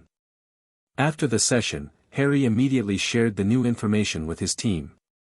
Their resistance headquarters in the Room of Requirement had evolved into an impressive command center, with walls covered in intelligence reports, maps tracking Dumbledore's movements, and research on Horcruxes. "He's finally admitted he's dying," Harry told the assembled group. "Though he's presenting it as noble sacrifice rather than the result of his own recklessness with the ring." "Classic Dumbledore," George noted. "Turning his mistakes into martyrdom." "He's accelerating your training," Hermione observed, adding notes to their timeline. "But still withholding the most crucial information, that you're a Horcrux yourself." "He'll save that revelation for maximum emotional impact," Ron predicted. "Probably right before the final confrontation he's steering you toward." "Meanwhile, our plans are proceeding," Harry said, turning to more positive developments. Croaker confirmed the astronomy exam night operation is set. "Luna, how's our ministry intelligence?" Luna looked up from a peculiar device she'd been tinkering with, a modified sneakoscope that detected specific magical signatures. "Daddy's sources confirm ministry security will be minimal that night. Most Aurors are being reassigned to anti-Voldemort operations." "And the prophecy retrieval team?" Harry asked. "Ready," Neville confirmed. "You, me, and Ron will go to the department while Hermione, Ginny, Luna, and the twins maintain our cover here and monitor Dumbledore's location." They had determined that Neville, as the other potential subject of the prophecy, might be able to help retrieve it if complications arose. Ron's strategic mind made him essential for navigating the department's complex layout. "What about Umbridge?" Fred asked. "She's watching you like a hawk lately, Harry." "That's where your distraction comes in," Harry replied with a grim smile. "Something spectacular enough to occupy not just Umbridge but the entire school." The twins exchanged mischievous glances. "Say no more. We've been developing something special for just such an occasion." As their meeting concluded, Hermione held Harry back with a concerned expression. "There's something we need to discuss privately." Once the others had left, she activated additional privacy wards around them. "I've been reviewing things surveillance from Dumbledore's recent conversations with Snape. There's something troubling about how they discuss you." She projected the memory, showing Dumbledore and Snape in heated discussion. "He must not know until the last possible moment," Dumbledore insisted. "Only when Voldemort fears for his snake's life should you tell him." "Tell him what?" Snape demanded. "That you've been raising him like a pig for slaughter. That he must die at the Dark Lord's hand. That part of Voldemort lives within him," Dumbledore replied calmly. "That while that fragment survives, Voldemort cannot truly die." Snape looked disgusted. "You've used me all these years protecting Potter, and now you tell me it was all leading to his death." "Not just his death, Severus. His sacrifice, willingly given, at precisely the right moment. Only that will ensure Voldemort can finally be defeated." The memory ended, leaving Harry and Hermione in disturbed silence. "He's planning for Snape to tell you about being a Horcrux only after he's dead," Hermione said quietly. "Calculated for maximum impact, when you'd have no one to turn to for alternatives." Harry absorbed this with cold anger. "Everything orchestrated, down to the moment I learn I'm supposed to die. He really has thought of everything." "Not everything," Hermione countered. "He didn't anticipate thing. He didn't anticipate us finding out early and seeking our own solution." "True," Harry acknowledged, his resolve strengthening. "And we're going to make sure his perfect plan falls apart completely." May arrived with mounting pressure from all sides.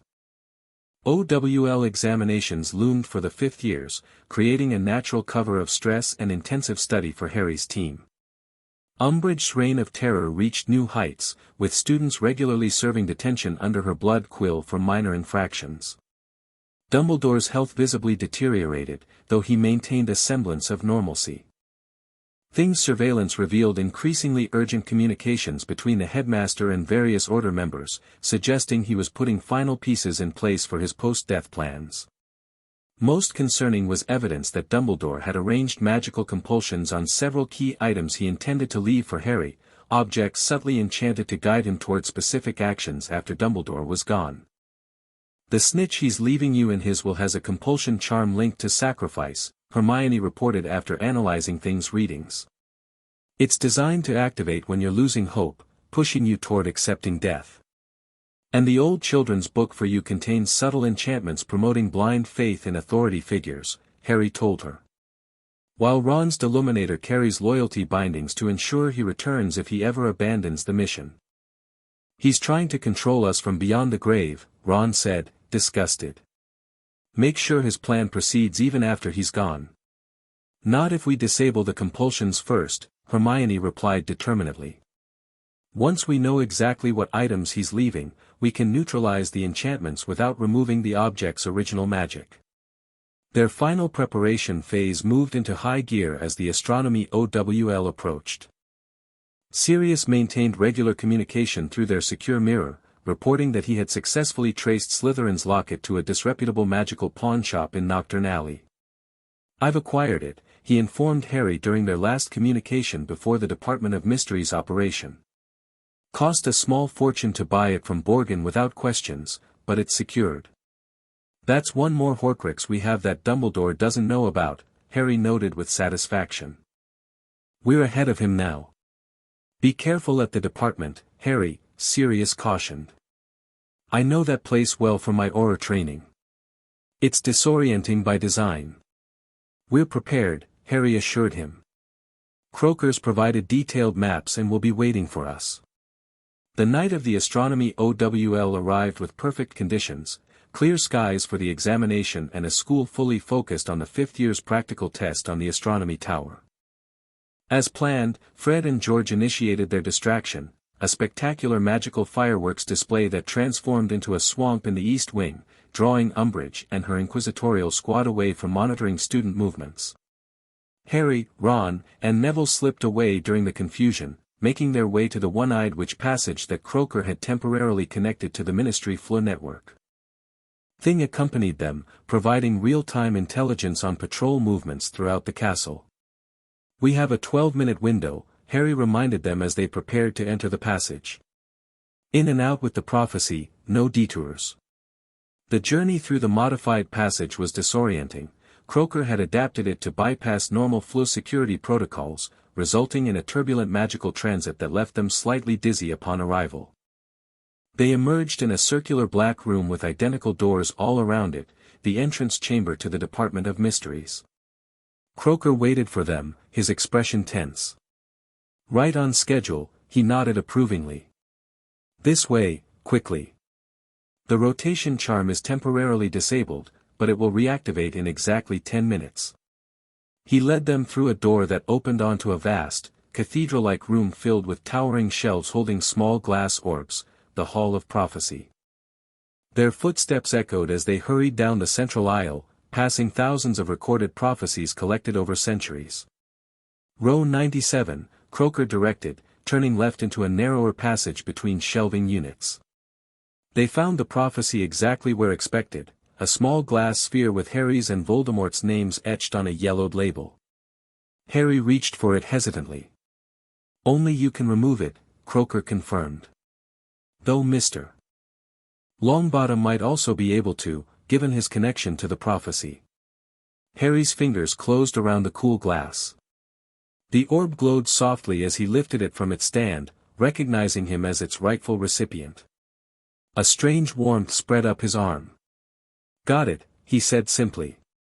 Excellent, Croaker replied. Now we must. He froze mid-sentence, his eyes widening in alarm as he stared past them toward the entrance. We have company. Unexpected company. Harry turned to see a figure standing at the end of the row, tall, thin, with long silver hair and half-moon spectacles. Albus Dumbledore had found them. Harry, the headmaster said softly, his tone conveying deep disappointment. What have you done? For a moment, no one moved. The confrontation they'd feared but hoped to avoid had arrived at the worst possible moment. Professor, Harry finally said, clutching the prophecy orb tightly.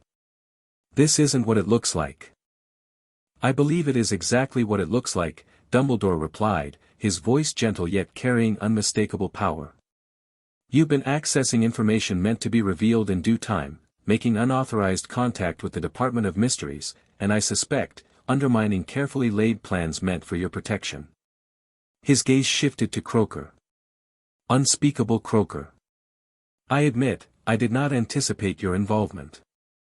The department operates independently, Dumbledore, Croaker replied coolly. When presented with evidence of soul magic being used on a minor, we have an obligation to investigate. Soul magic?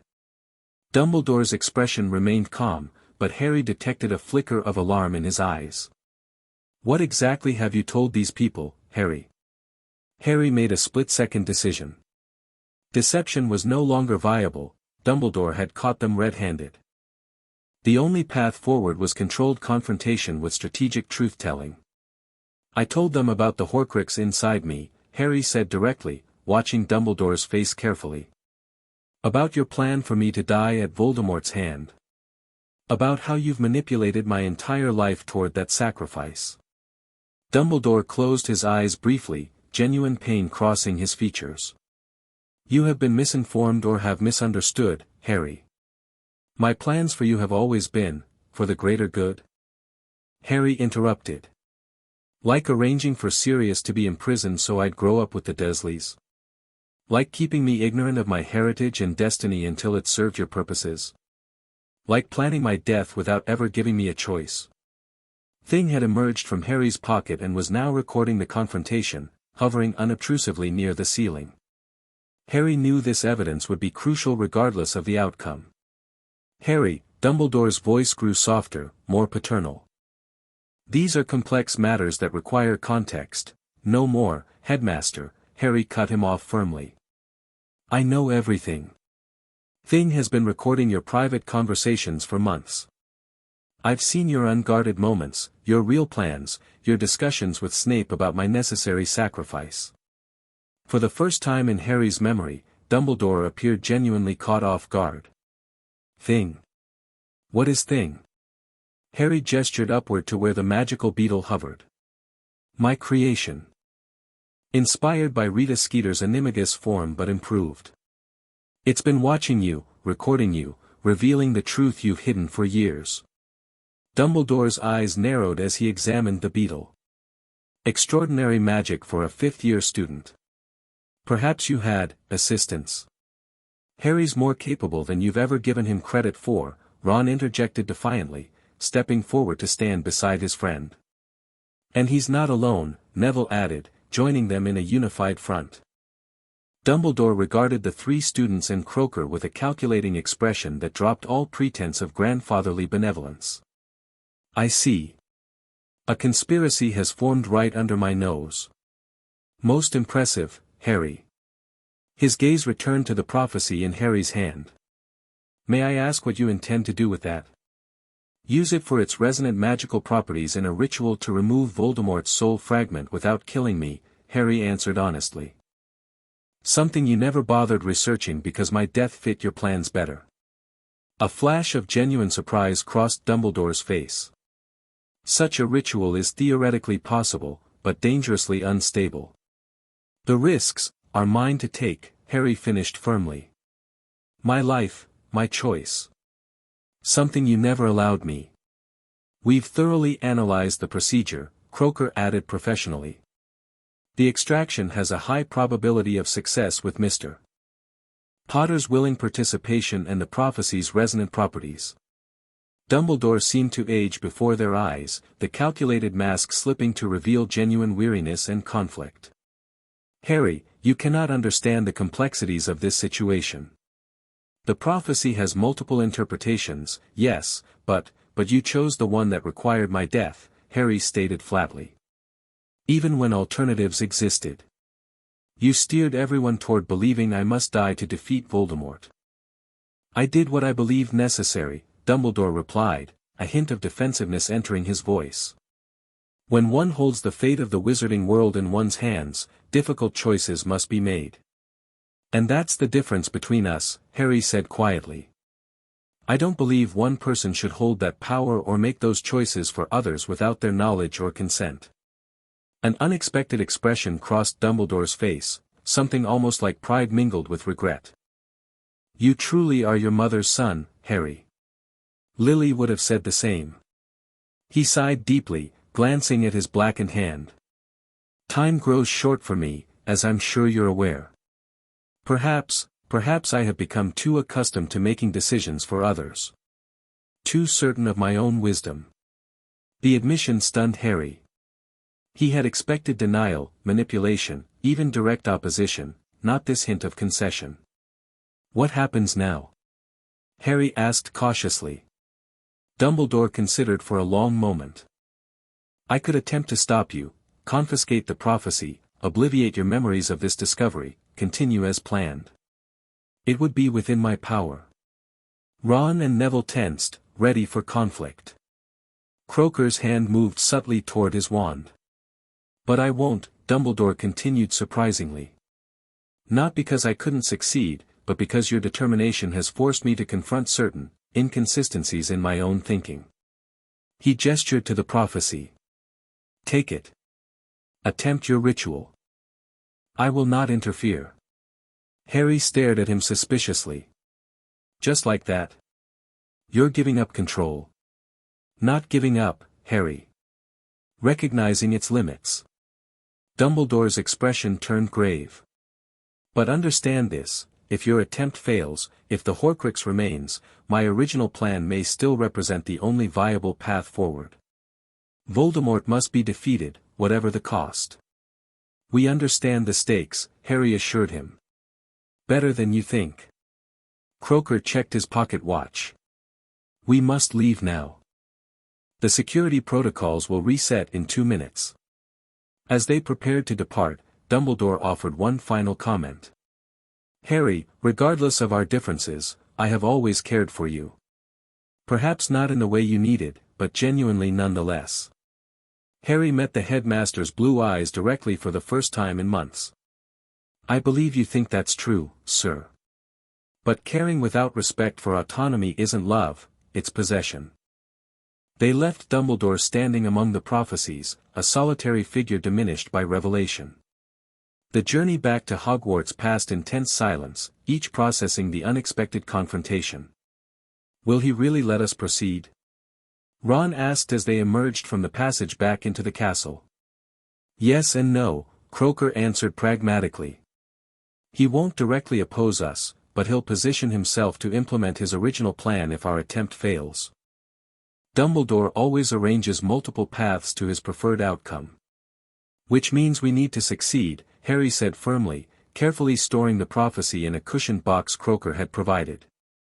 "We get one chance at this ritual." 3 days, Croaker confirmed. Dark moon. Be ready. The aftermath of their Department of Mysteries expedition created a strange new dynamic at Hogwarts. Dumbledore made no move against Harry or his friends, but Thing's surveillance revealed increased activity among Order members, contingency planning should the ritual fail. "He's hedging his bets," Hermione observed during their final strategy session. "Supporting our attempt while simultaneously preparing for its failure." Classic Dumbledore, Fred noted. Never committed to just one path forward. "At least he's not actively sabotaging us," Ginny pointed out. "That's something." Harry remained cautiously optimistic. "Croaker says the ritual preparation is proceeding perfectly. The prophecy's resonance with both my magical signature and Voldemort's is even stronger than expected." "And the extraction team?" Neville asked. 7 unspeakables with specializations in soul magic, healing, and containment, Harry replied. "Plus emergency backup from St. Mungo's top mind healers if anything goes wrong with my consciousness during separation." The night before the ritual, Harry sat alone by the lake, watching the nearly invisible sliver of moon sink below the horizon. Tomorrow night would be perfectly dark, ideal conditions for the ancient Egyptian soul magic they would attempt. He heard footsteps approaching and turned to see Luna walking barefoot across the grass toward him. "You should be wearing shoes," he said automatically. "It's cold." "The earth feels nicer this way," she replied, settling beside him. "Especially the night before a soul rebirth." Harry smiled at her unique perspective. Is that what's happening tomorrow? A rebirth? In a way, Luna nodded serenely. You've been carrying a parasite your whole life, Harry. Tomorrow, you'll be truly yourself for the first time, just Harry, nothing of Voldemort left inside. The simple truth of her statement struck him powerfully. I've never been just me, have I? Always had a piece of him affecting me. And yet you've remained so stubbornly Harry despite it, Luna observed. That's quite remarkable, you know. Most people would have been corrupted by such darkness. They sat in comfortable silence for several minutes before Luna spoke again. Whatever happens tomorrow, you've already won the most important battle. What battle is that? Harry asked. The one for your own agency, she replied simply. Dumbledore tried to write your story for you. Voldemort tried to make you part of his. But you've taken control of your own narrative. That's a victory no one can take away. Her words carried a wisdom beyond her years, providing exactly the perspective Harry needed on the eve of such a crucial moment. Thank you, Luna, he said softly. For seeing things the rest of us miss. She smiled dreamily. That's what friends are for. The day of the ritual dawned clear and surprisingly peaceful. Harry attended classes as usual, maintaining the appearance of normality while finalizing mental preparations for the evening ahead. The expanded team had been briefed on their roles. Some would maintain cover at Hogwarts while the core group accompanied Harry to the Department of Mysteries. Dumbledore was conspicuously absent from the castle, having departed early that morning according to Thing's surveillance. Whether this represented respect for Harry's choice or strategic distancing remained unclear. As dusk approached, Harry met Ron and Hermione in the room of requirement for a private moment before the operation began. Whatever happens tonight, Harry told his oldest friends, I want you both to know that meeting you was the best thing that ever happened to me. Don't get sentimental on us now, mate, Ron said with forced lightness, though his eyes betrayed emotion. You're going to be fine. Of course he will, Hermione agreed, though she pulled Harry into a tight hug. The research is solid, the team is expert level, and the timing is perfect. Harry returned her embrace, then clasped Ron's hand firmly. I know. But just in case, thank you. For everything. For being the family I chose rather than the one Dumbledore arranged. Their journey to the department followed the same route as before, though this time with Hermione accompanying them while Neville remained behind to coordinate with the twins. Croaker met them at the ministry entrance, looking solemn but confident. Everything is prepared, he informed them as he led them through the department's mysterious corridors. The ritual chamber is ready, the extraction team assembled. They entered a circular room with ancient Egyptian hieroglyphs carved into the walls. In the center stood a raised stone platform surrounded by 7 smaller pedestals arranged in a perfect circle. The prophecy orb had already been positioned on a specialized stand at the head of the platform. Harry Potter greeted a tall, austere witch with silver-streaked hair, unspeakable meridian. Are you prepared for what comes next? I am, Harry replied firmly. Then we shall begin. The ritual preparation was elaborate yet efficient. Harry removed his outer clothing and lay on the stone platform, which had been engraved with intricate magical channels designed to contain and direct the extracted soul fragment. The 7 unspeakables took positions around him, each holding a different magical implement corresponding to ancient Egyptian soul healing practices.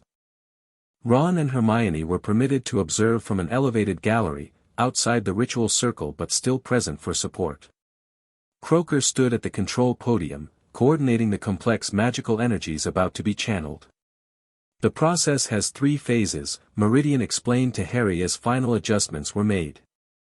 First, isolation, separating the foreign soul fragment from your own.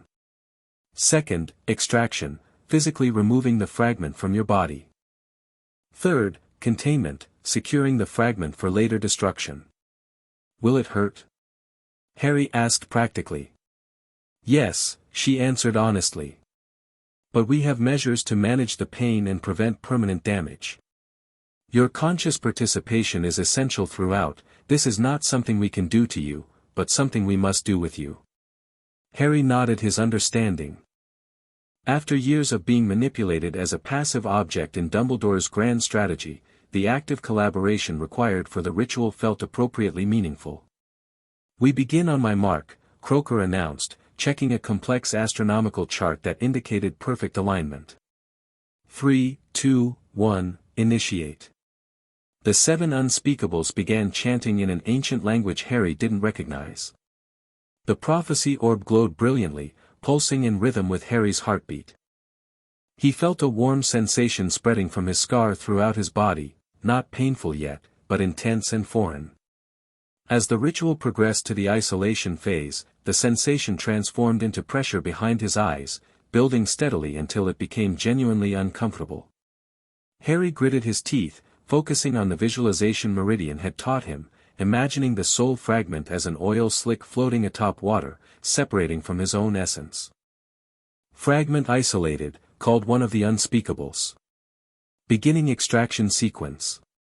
Now came genuine pain, a burning sensation centered in his scar that radiated outward in waves. Harry fought to remain conscious and focused, continuing the visualization despite the agony. He could feel something pulling, tearing, not his own soul, but something that had been attached to it for so long it felt like losing a part of himself. From the observation gallery, he heard Hermione gasp.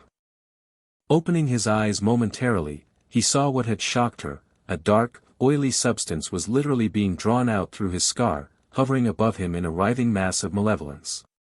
"Containment ready," another unspeakable called. The extracted substance fought violently, sending arcs of dark energy throughout the chamber. One struck perilously close to where Ron and Hermione watched, scorching the stone wall behind them. "It resists," shouted Meridian. "Potter, your will is crucial now. Reject it completely." Harry summoned every ounce of determination, every shred of desire for freedom from Voldemort's influence. In his mind, he shouted at the fragment, "You have no place in me. You never did. I reject you completely." The hovering mass convulsed, then suddenly compressed into a small, dense sphere of darkness. The waiting containment vessel, a specially prepared box lined with basilisk venom-infused silver, opened automatically, and the compressed fragment was drawn inside. The lid slammed shut with a sound of finality, magical seals activating around its perimeter. "Extraction complete," Croaker announced, his professional demeanor slipping to reveal genuine amazement. "Soul fragment contained." A wave of exhaustion hit Harry as the supporting magic dissipated. He felt simultaneously emptied and lighter, as though a weight he'd carried so long he'd forgotten it was there had suddenly been lifted. "How do you feel, Mr. Potter?" Meridian asked, approaching with diagnostic instruments. "Different," Harry managed weakly. "Empty, but clean. Like something dirty was washed away." A thorough magical examination confirmed the procedure's success. The Horcrux had been completely removed, leaving Harry's own soul intact and undamaged. His magic remained fully functional, though temporarily depleted from the ritual's demands. As the unspeakables completed their post-procedure protocols, Ron and Hermione rushed to Harry's side. "You did it!" Hermione exclaimed, tears streaming down her face. "You're free, Harry. How's it feel, mate?" Ron asked, his own voice thick with emotion. Harry sat up slowly, touching his scar. For the first time in memory, it felt like nothing more than a simple mark on his skin, no lingering pain, no strange connection, no sense of otherness lurking beneath the surface. "It feels like I'm finally just me," he answered simply. Croaker approached, holding the sealed container. "The fragment will be destroyed using fiend fire in a controlled environment. As for the prophecy," he gestured to the now dormant orb, "it has served its purpose in the ritual. Would you like to hear its contents directly before we return it to storage?" Harry considered momentarily before nodding. "Yes. I should know exactly what was predicted, without anyone else's interpretation." Croaker activated the prophecy orb with a specialized charm. A miniature figure of Professor Trelawney rose from its surface, rotating slowly as she spoke in the harsh, unfamiliar voice of true prophecy, the one with the power to vanquish the Dark Lord approaches. Born to those who have thrice defied him, born as the 7th month dies. And the Dark Lord will mark him as his equal, but he will have power the Dark Lord knows not. And either must die at the hand of the other, for neither can live while the other survives. The one with the power to vanquish the Dark Lord will be born as the 7th month dies. As the figure dissolved back into the orb, Harry felt a strange sense of closure. The prophecy that had shaped his entire existence was finally heard in its original form, without Dumbledore's selective interpretation or manipulative framing. Just as we thought, Hermione noted. Neither can live while the other survives referred to the Horcrux connection, not necessarily a kill or be killed scenario. And now that connection is gone, Ron added triumphantly. Not entirely, Croaker cautioned. The prophecy still binds you and Voldemort, Mr. Potter. Your destinies remain intertwined. But the physical soul connection has been severed, giving you choices Dumbledore believed impossible. As they prepared to return to Hogwarts, Harry felt profound gratitude toward the unspeakables who had helped him achieve what Dumbledore had deemed impossible or unworthy of attempt.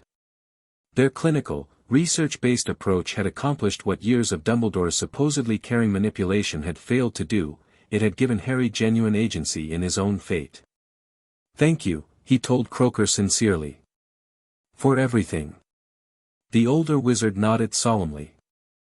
Knowledge should serve those who seek it, Mr. Potter, not merely those who control it. Remember that in the challenges ahead. Their return to Hogwarts was met with anxious anticipation from the rest of their team. In the room of requirement, Neville, Luna, Ginny, and the twins waited for news, leaping to their feet as Harry entered with Ron and Hermione. Well? Fred demanded immediately. Harry grinned tiredly. It worked. The Horcrux is gone. The room erupted in jubilation, cheers, hugs, and in the twins' case, magical fireworks that spelled out Horcrux gone, before transforming into a rude caricature of Voldemort looking confused. How do you feel? Ginny asked when the celebration quieted somewhat. Different, Harry replied honestly. Clearer somehow. Like I've been looking through dirty glasses my whole life and someone finally cleaned them. Your aura is brighter, Luna observed dreamily. The darkness around your scar is completely gone. Harry updated them on all aspects of the ritual, including the prophecy's exact wording and the unspeakable's ongoing support. As he spoke, he realized how much his communication style had changed in the months since creating Thing. He no longer held back information or protected his friends from difficult truths. Dumbledore's habit of selective revelation had been thoroughly rejected in favor of complete transparency within their trusted circle. What now? Neville asked the question on everyone's mind. Voldemort's still out there. And Dumbledore. Dumbledore will be watching for the outcome, Harry acknowledged. Thing's latest intelligence suggests he's already back at Hogwarts, though maintaining distance to honor our agreement. Do we tell him it worked? Ron wondered. Harry considered carefully. Yes, but not immediately. Let him wonder for a few days. Meanwhile, we need to accelerate our Horcrux hunting. With the connection severed, we can finally move against Voldemort directly. We already have the locket thanks to Sirius, Hermione noted, consulting their status board. The diary and ring are destroyed. That leaves Hufflepuff's cup, Ravenclaw's diadem, and something unknown. Ginny, any progress with the recovered memories from the diary? Harry asked. Some, she confirmed. I've been getting flashes about the cup being in a Gringotts vault, someone Voldemort trusted. And the diadem. I think it's here, at Hogwarts. Here. George looked skeptical. Dumbledore would have found it. Not necessarily, Harry countered. This castle has secrets even Dumbledore doesn't know. And if it's been here since Voldemort hid it. We need to search methodically, Hermione decided, already creating a new research plan. Starting with locations Voldemort might have accessed during his time as a student. As the group broke into planning teams, Harry felt a newfound clarity and purpose. With the Horcrux removed, his thoughts seemed sharper, his magical energy more focused. The constant background noise of Voldemort's presence, something he hadn't even realized was there until it was gone, had vanished, leaving room for his true self to emerge fully. Later that night, as he lay in bed reflecting on the day's monumental events, Harry made a decision. Tomorrow, he would confront Dumbledore directly, not with anger or accusation, but with the simple truth of his success and his intent to chart his own path forward. The web that had entangled him since infancy was fully unraveled now. The manipulator had been outmaneuvered. The prophecy had been fulfilled in ways Dumbledore never anticipated. And Harry Potter, just Harry, free from Voldemort's soul fragment, was finally ready to face whatever came next on his own terms. Chapter 3, Forging New Paths. Harry stood outside the gargoyle guarding Dumbledore's office, things secure in his pocket, a new confidence in his posture. 3 days had passed since the successful Horcrux removal, and he deliberately let Dumbledore wonder about the outcome. The time for games had ended. "Acid pops," he said, and the gargoyle leapt aside. As he ascended the spiral staircase, Harry felt the absence of the familiar prickle in his scar, a sensation so constant throughout his life that its disappearance still startled him. His mind felt clearer, his magic more responsive, as if he'd been operating with a governor on his abilities that had suddenly been removed. "Enter," Dumbledore called before Harry even knocked. The headmaster sat behind his desk, his blackened hand carefully concealed in the folds of his robes. Fawkes watched from his perch, trilling softly as Harry approached. "Harry," Dumbledore greeted him, blue eyes searching his face intently. "I've been expecting you." "I'm sure you have, sir," Harry replied evenly, taking the offered seat. "You've been monitoring me since the ritual." A flicker of surprise crossed Dumbledore's face. "Your awareness has sharpened, I see. One of many changes since removing Voldemort's soul fragment." Harry deliberately emphasized the success, watching for Dumbledore's reaction. The headmaster leaned forward, studying Harry with genuine curiosity. "Then it worked." "Truly worked." "Completely," Harry confirmed. "The Horcrux is gone. Destroyed by the unspeakables using controlled fiendfire." Dumbledore closed his eyes briefly, an unreadable mix of emotions crossing his face. "Extraordinary," he murmured. "I would not have believed it possible without significant sacrifice." "That's because you didn't try," Harry said, not accusingly but as a simple statement of fact. "You accepted the easiest interpretation of the prophecy, the one that required my death, without exploring alternatives." "Not the easiest, Harry," Dumbledore sighed. "Never that. But the one I believed most likely to succeed with the least overall casualty." "My casualty?" "Yes." The admission came quietly, without deflection. Harry hadn't expected such frankness. "Why are you being honest now?" Dumbledore gestured vaguely with his good hand. "What purpose would further deception serve?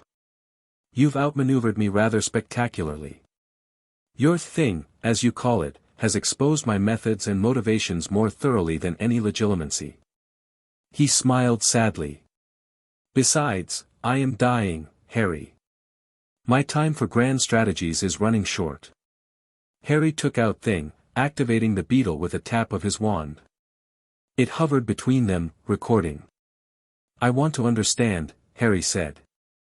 "Not to forgive, necessarily, but to understand. Why did you believe my death was the only way? Why manipulate my entire life toward that end?" Dumbledore regarded the magical beetle with reluctant admiration before answering. "I discovered the existence of Horcruxes in Tom's past shortly after your parents' deaths. When I examined your scar that night, I detected the soul fragment, something unprecedented in magical history. And you immediately decided I had to die?" "Not immediately, no." Dumbledore's voice grew distant, remembering. "I spent 3 years researching alternatives, consulting obscure texts, even traveling to magical communities in Egypt and Tibet where soul magic originated. And Every source confirmed what seemed logically inescapable: a living Horcrux could not be cleansed without destroying its vessel. The magic binding the fragment was too integrated with the host's life force. Harry frowned. Then how did the unspeakable succeed? I suspect, Dumbledore said carefully, that they approached the problem differently, not as magical theorists but as experimental researchers. They tested possibilities I dismissed as too dangerous or unlikely. He smiled ruefully. The folly of age, perhaps. We become set in our understanding of what is possible. Or perhaps, Harry suggested, you became too invested in the narrative you'd created, the sacrificial chosen one guided by the wise mentor toward a noble death. Dumbledore winced visibly. Your insight has grown uncomfortable, Harry. Truth often is. They sat in silence for a moment, decades of manipulation and secrecy hovering between them like a physical presence. What happens now? Dumbledore finally asked, and Harry was struck by the role reversal, the great strategist asking his former pawn for direction. I forge my own path, Harry replied simply. I'll still fight Voldemort, the prophecy remains, and he's still a monster who needs to be stopped. But I'll do it my way, with full information and genuine choice. And what of our relationship? Dumbledore asked carefully. Professional, Harry stated firmly. You remain the headmaster. I remain a student. You have knowledge about Voldemort that I need, and I'm willing to work with you to defeat him. But the trust is gone, Professor. Completely. Dumbledore nodded slowly, accepting this new reality. And my hunt for the remaining Horcruxes will continue alongside ours, Harry replied. We've already located Slytherin's locket, by the way. Mundungus Fletcher stole it from Grimmauld Place and sold it in Knockturn Alley. Sirius recovered it. Genuine shock registered on Dumbledore's face. The locket was at Grimmauld Place. All this time. Apparently. We're arranging for its destruction. Dumbledore seemed to age years in moments, the revelation of such a significant oversight clearly hitting him hard. I see I have underestimated you and your allies considerably. A common theme, Harry noted dryly. As he stood to leave, Dumbledore asked one final question. May I inquire about this independent faction you're building? These people you've gathered around you? You may inquire, Harry replied with a slight smile. But unlike you, Professor, I don't believe in sharing only the information that serves my purposes. So for now, that remains our business. He left Dumbledore's office feeling oddly unburdened. The confrontation he'd anticipated for months had happened without dramatics or grand revelations, just two people acknowledging a fundamental shift in their relationship. The mentor and the chosen one were gone, replaced by two independent actors with overlapping but distinct goals. As Harry descended the spiral staircase, Thing returned to his pocket. The conversation had confirmed what he already suspected. Dumbledore had indeed searched for alternatives to Harry's death, but had abandoned the search too easily when it didn't yield immediate results. Whether from arrogance, investment in his own narrative, or genuine belief in the impossibility of other solutions, Dumbledore had settled on the sacrificial path and arranged everything else accordingly. That chapter was now closed. What remained was the more pressing threat, Voldemort himself, and the Horcruxes still tethering him to immortality. The Room of Requirement had transformed again, reflecting their transition from discovery to action. The wall that once displayed evidence of Dumbledore's manipulation now held a comprehensive Horcrux tracking system, with known and suspected items mapped alongside possible locations. Locket secured, Harry announced to the assembled team, marking it on their board. Sirius is keeping it contained at a safe house under Fidelius until we determine the best destruction method. That makes 3 accounted for, Hermione noted, updating their tally. The diary, the ring, and now the locket. 3 remain, Hufflepuff's cup, Ravenclaw's diadem, and the unknown 6th. About that 6th Horcrux, Ginny interjected, looking troubled. I've been getting clearer memories from the diary connection. I think it's his snake. Nagini. Harry asked, surprised. Is that even possible? According to Unspeakable Croaker, yes, Luna confirmed dreamily. Living creatures can be made into Horcruxes, though it's exceptionally rare due to the instability. The fragment would affect the creature's behavior, making it abnormally loyal and vicious. That tracks with what we know about Nagini, Ron agreed. She's more than a pet to Voldemort, almost an extension of himself. So we've identified 5 of 6, Neville summarized. And we think the diadem is somewhere in Hogwarts. Ginny nodded. The memory fragments suggest Voldemort hid it during a visit to the castle years after graduating. He was applying for the defense position, which Dumbledore denied him, Fred added. So he hid a Horcrux right under Dumbledore's nose as revenge, George finished, looking impressed despite himself. Twisted, but kind of brilliant. We need to search systematically, Harry decided. The castle's huge, with countless hiding places. I think we should focus on the 7th floor, Luna suggested unexpectedly. There's an unusually high concentration of Raxperts in that corridor, which often indicates concealed dark magic. The others had learned not to dismiss Luna's seemingly odd observations. Her unique perspective had proven valuable too many times. The 7th floor does include the Room of Requirement, Hermione noted thoughtfully. Which can transform into anything the Seeker needs. Including a place to hide something. Harry suggested, excitement building. Worth checking, Ron agreed. But what about Hufflepuff's cup? Ginny said it's in a Gringotts vault. Someone Voldemort trusted, Ginny confirmed, concentrating on the recovered memory fragments. A woman who practically worshipped him. Bellatrix Lestrange, Neville said immediately, his voice hardening. She was his most fanatical follower before Azkaban. And the Lestrange vault would be one of the most secure in Gringotts, Hermione added. Nearly impossible to access without authorization. Harry frowned. We need a Gringotts insider. Someone with access or knowledge of the security systems. Bill, Ron suggested immediately. He's worked with the goblins for years. Might know vulnerabilities in their system. And we need to approach him carefully, Harry cautioned. Determine where his loyalties lie before revealing too much. Fred and George exchanged meaningful looks. Leave Bill to us, Fred offered. Brother-to-brother chat, very casual. We can feel him out without raising suspicion, George agreed. Perfect, Harry nodded. Meanwhile, Neville, Luna and I will investigate the Room of Requirement for the diadem. Ron, Hermione, can you research destruction methods for the Horcruxes we have?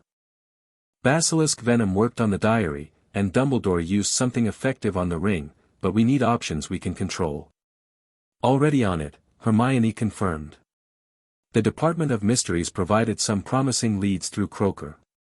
As they dispersed to their assigned tasks, Harry felt a surge of pride in their operation. What had begun as desperate spying on Dumbledore had evolved into a sophisticated resistance movement with clear objectives and specialized roles. They were no longer just reacting to manipulation, they were proactively building their own solution to the Voldemort problem. The difference between Dumbledore's approach and theirs was stark. Where Dumbledore hoarded information and assigned tasks without context, Harry shared everything with his team. Where Dumbledore positioned people as pieces in his grand strategy, Harry invited collaboration and valued each person's unique contributions. Harry, Neville called, interrupting his reflections. Ready to check the room? Harry nodded, pulling his thoughts back to the immediate mission. Let's go find ourselves a diadem. The 7th floor corridor stood empty as Harry, Neville, and Luna approached the blank wall opposite the tapestry of Barnabas the Barmy teaching trolls to dance. They'd waited until after curfew, using the Marauders map to avoid patrols and Umbridge's inquisitorial squad.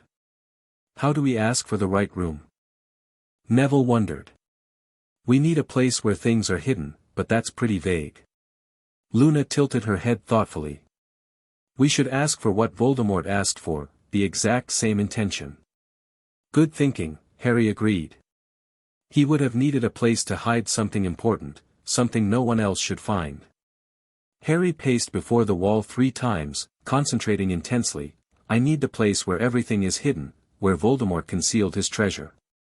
The place of lost things. A door materialized in the previously blank wall, ornate and ancient-looking. Harry pushed it open, revealing a cathedral-sized room filled with towering piles of objects, furniture, books, contraband, treasures, the accumulated hidden items of centuries of Hogwarts students and staff. Bloody hell, Neville whispered. It could take months to search this place. Not if we're smart about it, Harry replied, taking out Thing. The Horcrux has a distinctive magical signature. Thing can detect it now that it's calibrated to recognize Voldemort's soul fragments. He activated the enhanced detection charms Hermione had added to the beetle after the successful ritual. Thing rose into the air, magical sensors extending as it began systematically scanning the vast room. We should split up, Harry suggested. Follow Thing's general direction but look for anything that could be a diadem, a tiara or crown-like object. They separated, weaving through narrow pathways between teetering stacks of hidden contraband. Harry felt a strange familiarity with the place, as if he'd been there before but couldn't quite place when or why. After 20 minutes of searching, Thing emitted a soft chime, the signal for detecting dark magic. The beetle hovered near a tarnished tiara perched atop a chipped bust of an old warlock.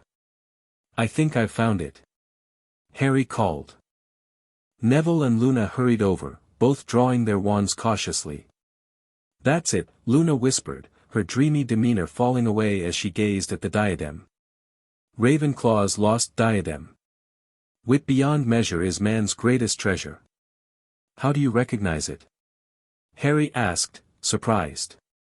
There's a replica in our common room, she explained. This is exactly as the legends described it, though the actual diadem is supposed to enhance the wearer's wisdom. Thing circled the object, magical sensors confirming what they suspected.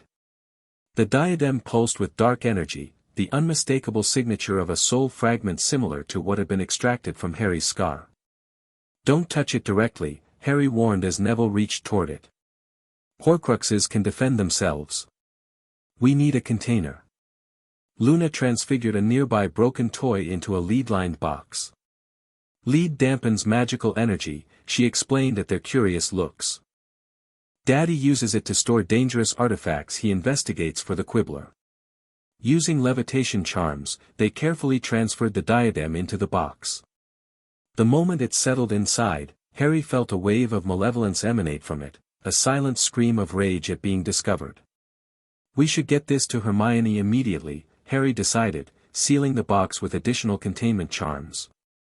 4 down, 2 to go. As they made their way back toward Gryffindor Tower, Neville asked the question that had been hovering unspoken between them. What happens after we destroy them all?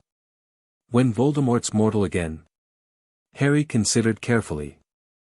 Then we face him, but on our terms, not Dumbledore's, and certainly not his. The prophecy says I have power the Dark Lord knows not. I used to think that meant love or sacrifice, like Dumbledore suggested. And now? Luna prompted. Harry smiled grimly. Now I think it means choice, agency, and genuine allies rather than manipulated pawns. Voldemort controls through fear. Dumbledore through selective truth. I'm offering a third option, full transparency and free choice. That's a power neither of them understands, Neville agreed thoughtfully. Neither can imagine building power through genuine trust rather than control. When they reached the common room, they found Ron waiting anxiously. Where's Hermione? Harry asked, carefully setting down the lead box. Library, Ron replied distractedly. But that's not important right now. Fred and George talked to Bill. It's bad, Harry. What happened? Bill's under compulsion charms, sophisticated ones.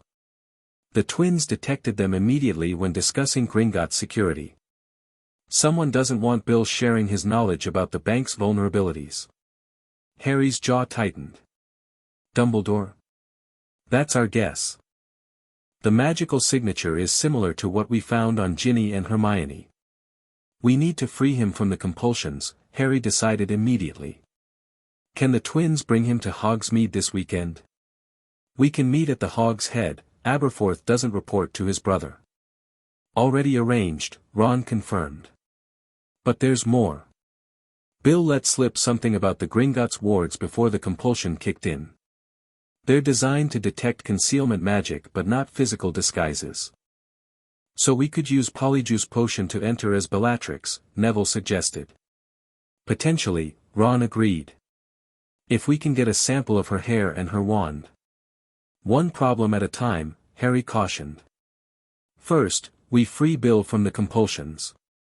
Then we plan the Gringotts operation. Meanwhile, we found the diadem. He gestured to the lead box. Ron's eyes widened.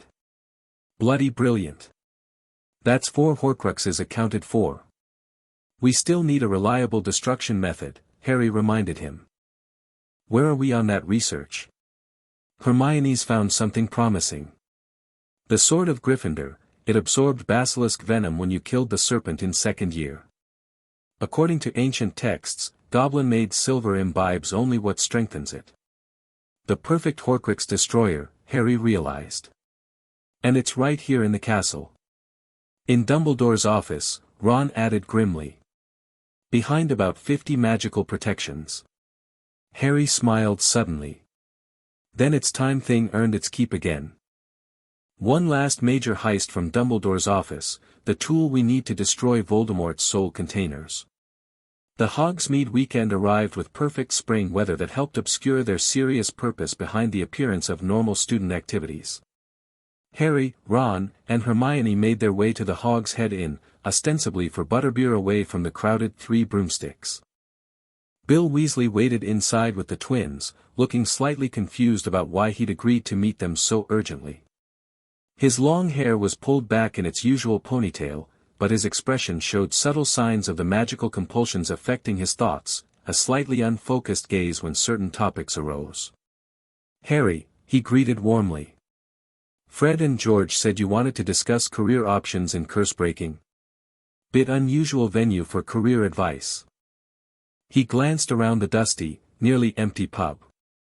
Actually, Harry replied carefully, we wanted to talk about magical compulsions and memory modifications. Specifically, the ones that have been placed on you. Bill's expression immediately shuddered, a clear sign of active compulsion magic. I don't know what you're talking about. I should go, finite memoriam obligatio, Hermione said quickly, pointing her wand discreetly at Bill under the table. She had developed the countercharm specifically for breaking Dumbledore's memory compulsions after studying those placed on Ginny. Bill froze mid-motion, his eyes widening as clarity visibly washed over him. He sat back down heavily. What the hell, he whispered, pressing his palm against his forehead. There are gaps in my memory. Things I wasn't allowed to think about. Dumbledore, Fred said grimly. Had you under compulsion charms to prevent you sharing certain information, George continued. Particularly about Gringotts security, Ron added. Bill looked between them, shock giving way to anger. How long? Based on the magical signature, at least 3 years, Hermione answered. Since you started working more closely with the Order. That's sanctimonious, manipulative. Bill took a deep breath, visibly reining in his fury. Why? What information was so damned important he had to magically censor me? We believe it relates to accessing certain high-security vaults, Harry explained carefully. Particularly the Lestrange vault. Bill's eyes narrowed with sudden understanding. The Horcruxes. He thinks one is stored there. The group exchanged surprised looks. You know about the Horcruxes? Hermione asked. I do now, Bill replied, rubbing his temples. The compulsions were blocking my knowledge of ancient Egyptian soul magic, my specialty from the tombs. Dumbledore must have realized I'd recognize what he was hunting and asked too many questions. He looked directly at Harry. The removal ritual you performed, it used Egyptian principles, didn't it? That's why my memory was specifically blocked about living vessel extraction methods.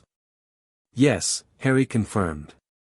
The Unspeakables adapted an ancient Egyptian ritual to remove Voldemort's soul fragment from my scar. Which Dumbledore had convinced everyone was impossible, Bill concluded bitterly. Because if people knew I had that knowledge, his neat sacrificial narrative would fall apart. Exactly, Ron said. He's been controlling information, compartmentalizing knowledge so no one person except him has the complete picture.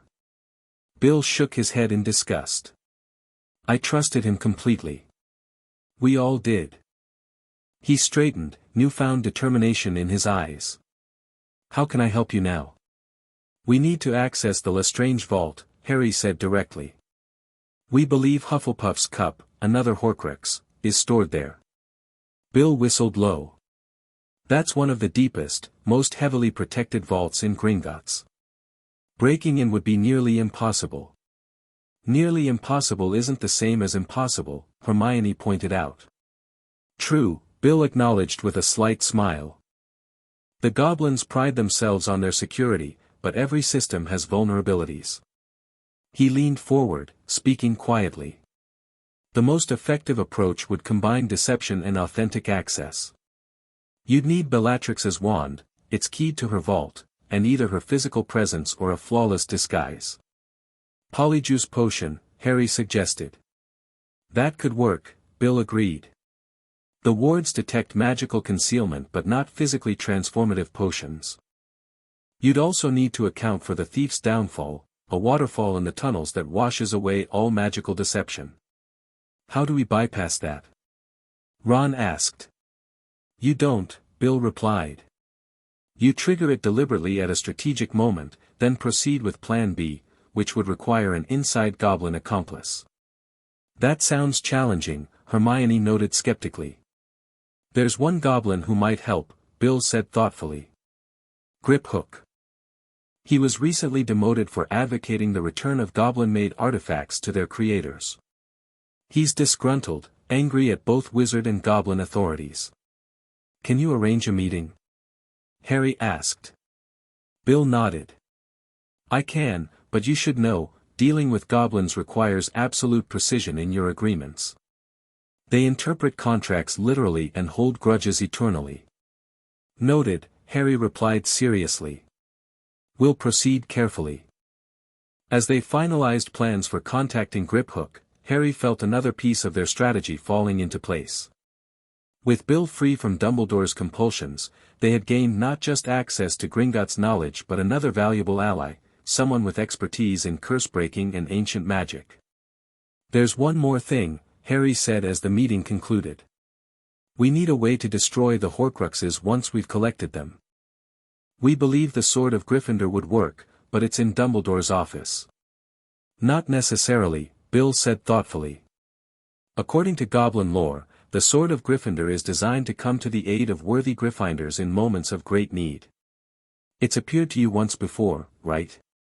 In the Chamber of Secrets, Harry confirmed. It came to me from the Sorting Hat. Then perhaps, Bill suggested, you don't need to steal it from Dumbledore at all. You need to create circumstances where it will come to you legitimately. Harry considered this new approach. That's brilliant. But how do we create that level of need without putting ourselves in mortal danger? We might not need the actual danger, Hermione suggested excitedly. Just the genuine intent and worthiness. The sword responds to qualities, not just circumstances. Their planning continued late into the afternoon, adapting and evolving with each new piece of information. By the time they returned to the castle, Harry felt more confident than ever in their approach. Unlike Dumbledore's rigid, predefined strategy, theirs was flexible and collaborative, incorporating diverse perspectives and adapting to new intelligence.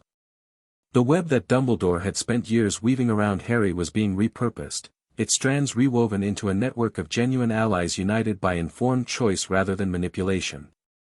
The path forward was dangerous, certainly, but for the first time, it was truly their path. Hermione, be reasonable, Harry argued in the room of requirement 2 days later. We can't summon the sword by committee. It responds to individual need and worthiness. I understand that, she replied stubbornly, but attempting to destroy a Horcrux alone is reckless. These objects fight back, Harry. Their disagreement had been ongoing since returning from Hogsmeade. With 2 Horcruxes now in their possession, the locket retrieved by Sirius and the diadem from the Room of Hidden Things, the question of destruction had become urgent. What about a controlled environment? Neville suggested, mediating between them. Harry attempts to summon the sword and destroy the Horcrux while we stand ready to intervene if necessary. Harry and Hermione considered the compromise. That could work, Harry conceded. As long as everyone stays behind magical shields until we confirm it's safe. Where should we do it? Ron asked practically. We need somewhere secure, where magical disturbances won't be detected. The Chamber of Secrets, Ginny said quietly. Everyone turned to look at her, surprised. I know it's not a pleasant suggestion, she continued, but it's perfect. Magically isolated, accessible only to Harry, and already proven suitable for sword summoning. Harry studied her with concern. Are you okay with that, Ginny? Going back down there? She met his gaze steadily. I need to face it sometime. Reclaim it from my nightmares. Her courage settled the matter. The chamber was indeed their best option, far from prying eyes and monitoring charms, with thick stone walls to contain any magical backlash. They planned the operation for midnight, using the Marauder's map to navigate safely to Moaning Myrtle's bathroom. Fred and George created a diversion on the opposite side of the castle, setting off a series of their prototype wildfire whiz-bangs to draw Filch and the Inquisitorial squad away. Harry stood before the sink with its tiny snake engraving, the others watching nervously behind him. Open, he commanded in Parseltongue, the sibilant hiss sending shivers through the group. The sink receded, revealing the large pipe that served as entrance to the chamber. One by one, they slid down into the darkness, lighting their wands upon landing in the damp tunnel below. Charming place, Fred commented, eyeing the scattered rat skeletons. Really brings out the whole ancient evil aesthetic, George agreed. Harry led them through the tunnel to the cave-in caused by Lockhart's backfired memory charm years earlier. The small opening he and Ron had cleared remained passable, and they squeezed through carefully. The basilisk should still be there, Harry warned as they approached the chamber proper. After 4 years, it'll be, well, decomposed. Brilliant, Ron muttered. The massive round door with its serpent guardians opened to Harry's command, revealing the chamber beyond, the long stone walkway, towering serpent statues, and at the far end, the massive face of Salazar Slytherin. And before it, the enormous skeletal remains of the basilisk. Bloody hell, Neville whispered, staring at the massive skull with its hand-length fangs. You killed that? When you were 12? Got lucky, Harry replied uncomfortably. Wait, Hermione said suddenly, hurrying toward the basilisk remains. Harry, these fangs, they're intact.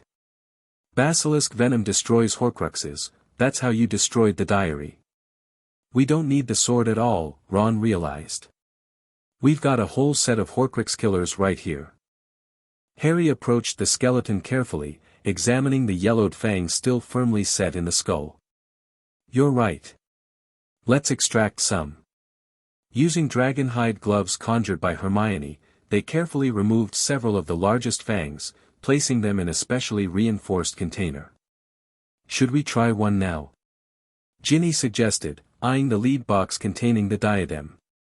One at a time, Harry decided. And let's start with the diadem. The locket might be more personal. They established a safety perimeter, with most of the group behind magical shields 20 feet away. Harry placed the diadem on the stone floor of the chamber, a basilisk fawn ready in his gloved hand.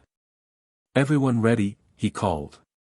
At their affirmative responses, Harry raised the fawn to strike. The moment before contact, the diadem seemed to sense its peril. A dark mist began forming above it, coalescing into a shadowy figure. Harry Potter, it hissed in Voldemort's voice, I see your mind now that we're disconnected, so many secrets, so much deception. You are becoming like him, like Dumbledore. Harry hesitated, the accusation striking an unexpected nerve. Don't listen. Hermione shouted. It's defending itself. Harry gritted his teeth and plunged the fong downward. The diadem shrieked, a terrible, unearthly sound that echoed through the chamber. Black, ink-like substance oozed from it, sizzling where it touched the stone floor. The shadow above it writhed and dissolved, the fragment of Voldemort's soul destroyed. One down, Harry said shakily, stepping back from the now harmless piece of metal. That was. Neville trailed off. Horrible, Luna finished, unusually solemn. Let's do the locket next, Harry decided, wanting to complete the task while their resolve remained strong. Sirius had brought the locket to their last Hogsmeade meeting, secured in multiple protective layers. Harry removed it carefully, placing it on the stone floor where the diadem had been. Unlike the diadem, the locket had an additional layer of protection, it needed to be opened before it could be destroyed.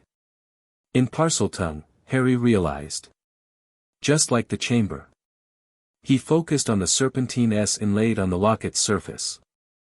Open, he hissed.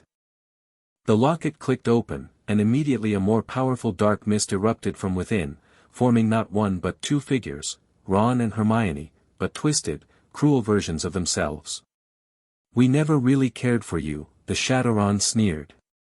You were useful, famous, connected. Why else would a pureblood befriend someone so mediocre? We pitied you, Shadow Hermione added viciously. Poor little Harry, so easily manipulated, first by Dumbledore, then by us. Did you really think you were leading anything? We've been using you all along. Harry knew it wasn't real, knew it was the Horcrux defending itself.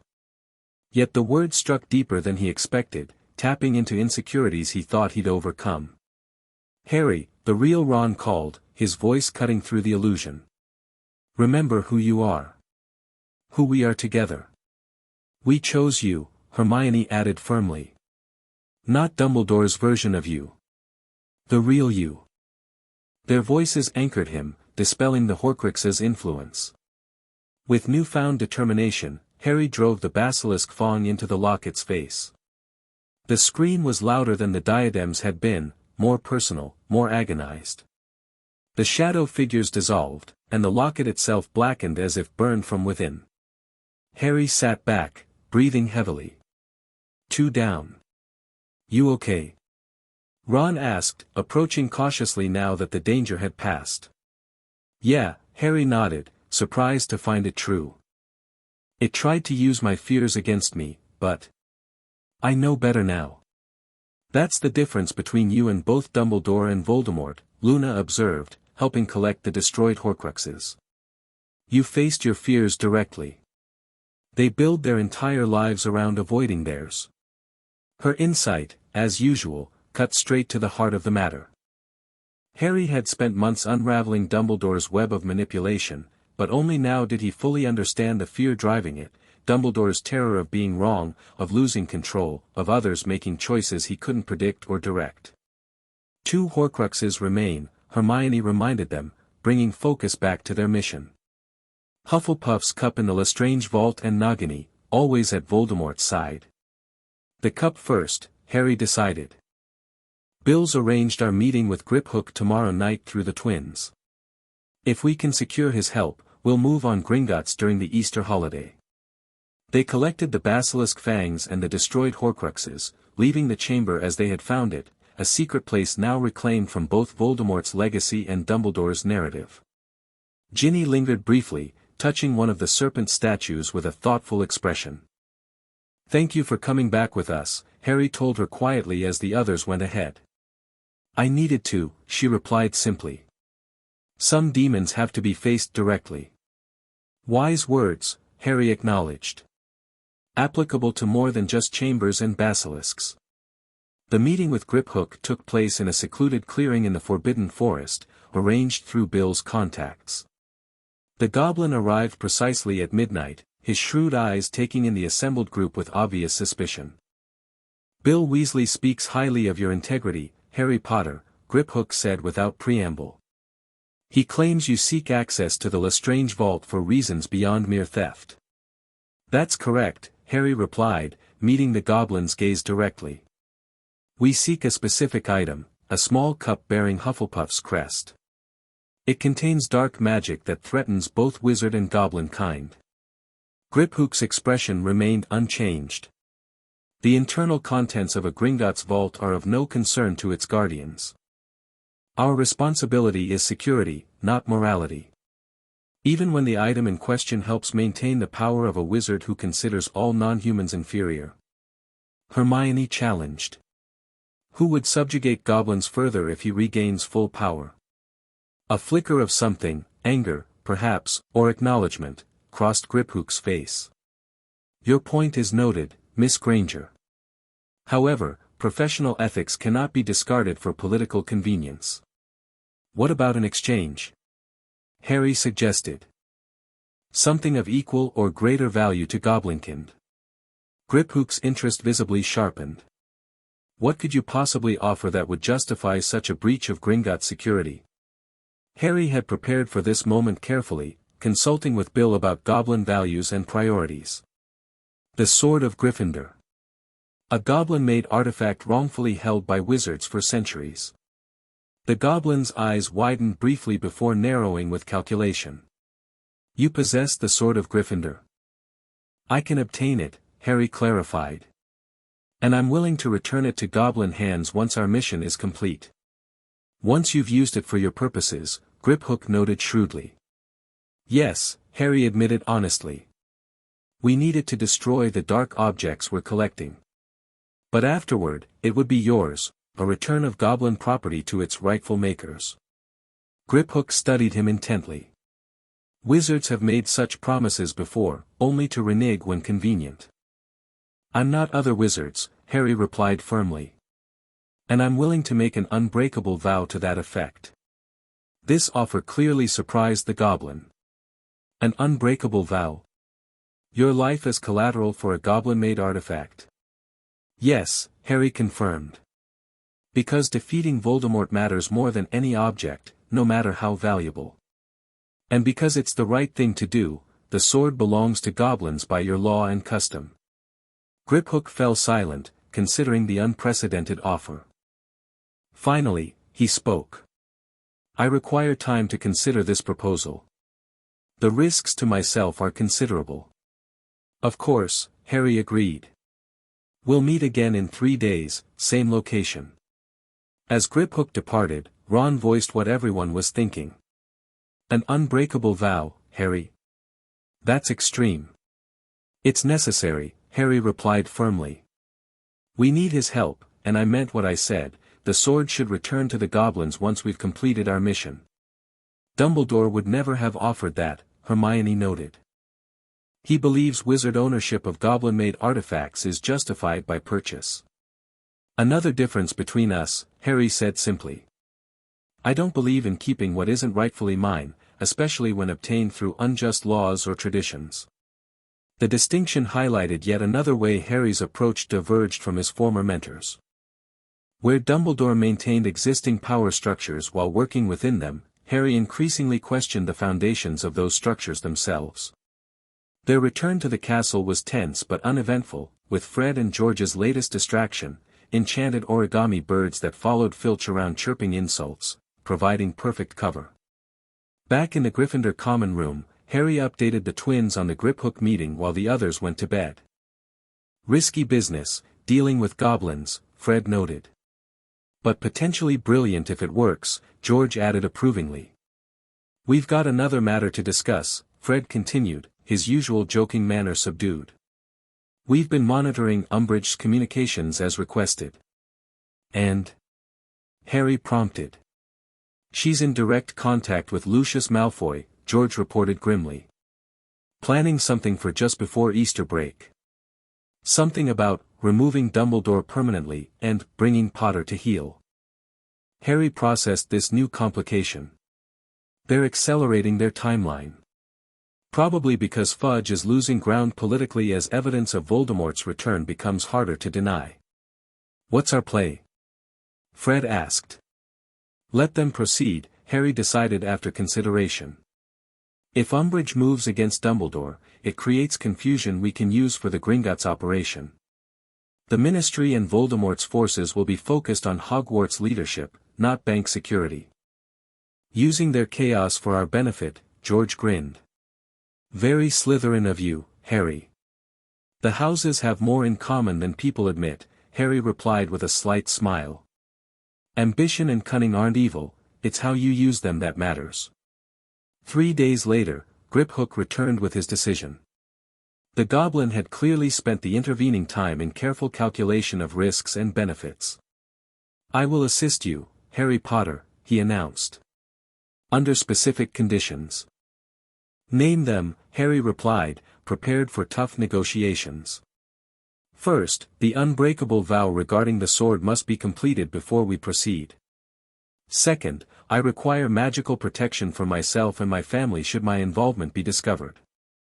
Third, I will accompany you into the vault personally.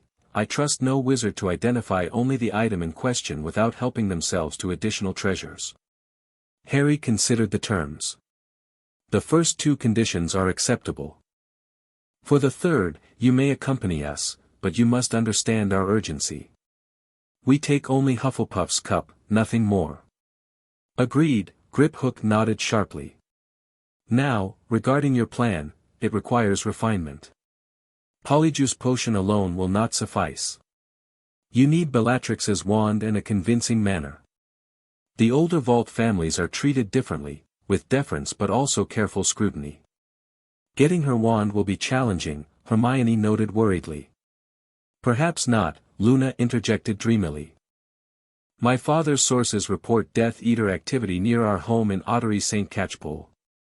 Apparently, Bellatrix Lestrange has been searching for something in the area. That could be our opportunity, Harry realized.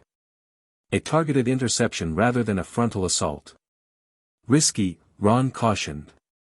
Bellatrix is lethal in a duel. Which is why we don't duel her, Harry replied. We ambush her, carefully, with overwhelming advantage. The planning intensified over the next week, with Griphook providing crucial details about Gringotts security protocols and vault locations.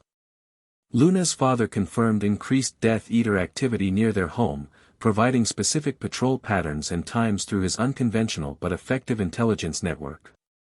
Meanwhile, Umbridge's campaign against Dumbledore accelerated. Educational decrees multiplied daily, each more restrictive than the last. The Inquisitorial Squad gained power to inspect private correspondence and confiscate items deemed subversive to Ministry authority. She's building towards something big, Hermione observed during a rushed meeting in the Room of Requirement. Creating a paper trail to justify whatever action they're planning. Dumbledore knows, Harry confirmed, reviewing things' latest surveillance.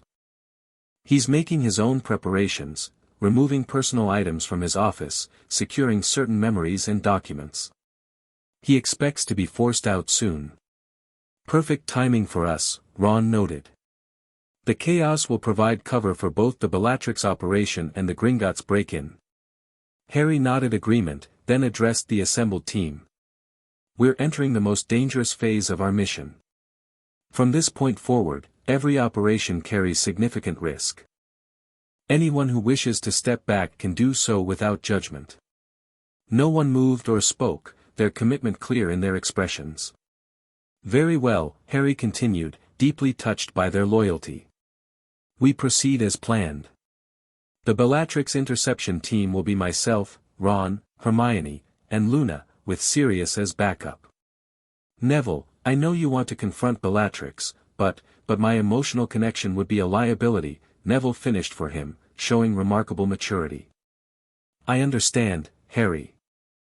Some vengeance has to wait.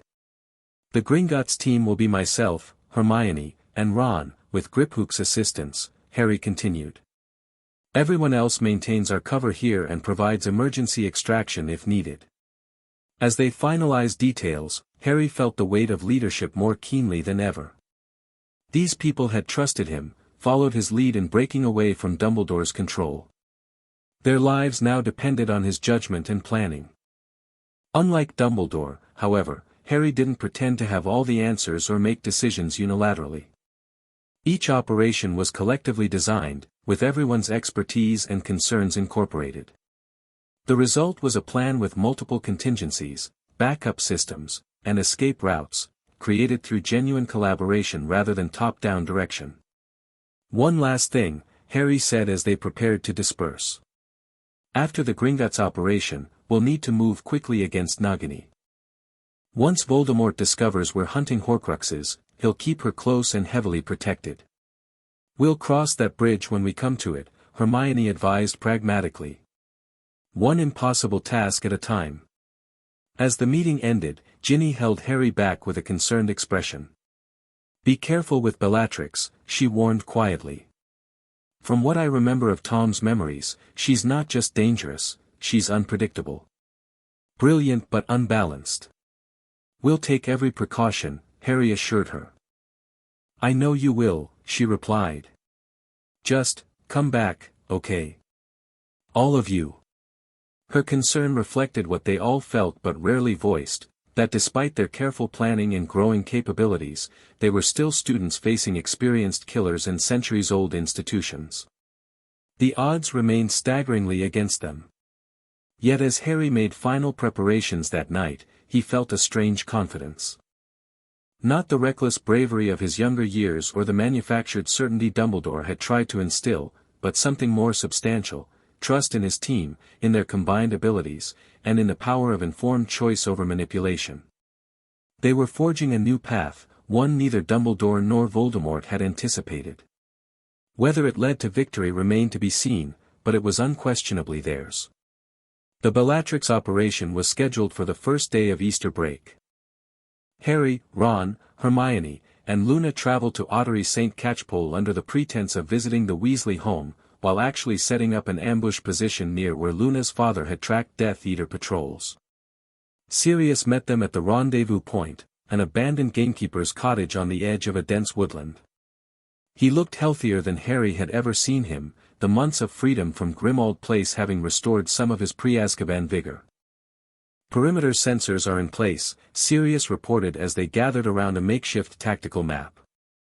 "If Xenophilius's intelligence is correct, Bellatrix and 2 other Death Eaters should pass through this clearing around dusk." "Everyone clear on the plan?" Harry asked, looking at each team member in turn. "We're not trying to capture or kill them, just disarm Bellatrix and acquire her wand. In and out in under 2 minutes." They nodded solemnly, checking their assigned positions on the map. "The stunning net is our primary tactic," Hermione reminded them. "Multiple stunners from different angles, timed precisely.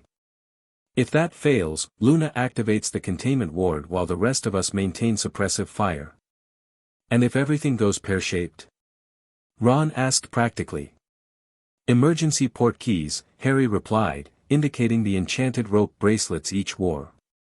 "Activation word is Sanctuary, they'll take you directly to Bill's safe house." As dusk approached, they moved to their hidden positions surrounding the clearing. Harry and Sirius took the northern approach, with the best view of the expected patrol route.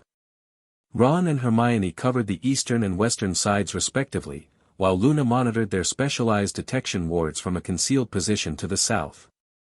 "Remember," Harry whispered to Sirius as they settled into position, "no heroics. We're not fighting the Second Wizarding War tonight, we're just stealing a wand." Sirius nodded, though Harry noticed his godfather's hand tighten around his wand as they waited, years of imprisonment and injustice creating an understandable desire for confrontation with Voldemort's followers. The forest grew darker and quieter as true dusk settled. Harry felt his heartbeat steady into the focused calm that always seemed to find him in moments of genuine danger. Through their communication coins, Luna signaled the first detection, magical signatures approaching from the northeast, just as predicted. Moments later, they appeared, 3 black-robed figures moving with confident stealth through the trees. Bellatrix led the group, her wild hair and distinctive profile unmistakable even in the fading light. Behind her came Antonin Dolohov and a third Death Eater Harry didn't recognize. Harry waited until they reached the center of the clearing, then sent the signal through their communication system, 3 quick pulses of magic that triggered their coordinated attack. "Now," he called, rising from cover simultaneously with the others. 4 stunners struck Bellatrix from different angles before she could react, dropping her instantly. Dolohov managed a shield charm that deflected Ron's spell, but Sirius's follow-up caught him in the chest, sending him crashing to the ground. The third Death Eater got off a single wild curse before Hermione's precisely aimed stunner found its mark. "Wand!" Harry called, rushing forward while the others maintained covering positions. He reached Bellatrix's unconscious form, carefully extracting her wand from her limp fingers.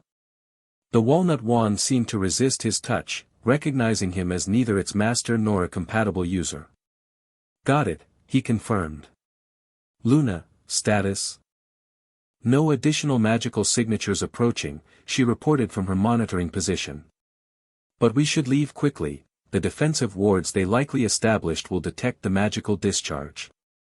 "Agreed," Harry replied. "Mission complete. Everyone to extraction points." As they regrouped at the gamekeeper's cottage, adrenaline still coursing through their systems, Sirius examined the captured wand with professional interest. "Walnut and dragon heartstring, quite rigid," he noted. "Powerful but temperamental, like its owner. Will be challenging to use with Polyjuice." "Hermione will manage," Harry said confidently. "She's been practicing wand movement mimicry based on memories of Bellatrix from the Department of Mysteries battle."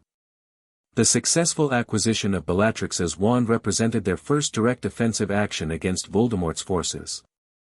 Unlike previous encounters, this had been carefully planned and executed on their terms, with clear objectives and controlled risk. "They'll know something's happening now," Ron noted as they prepared to separate.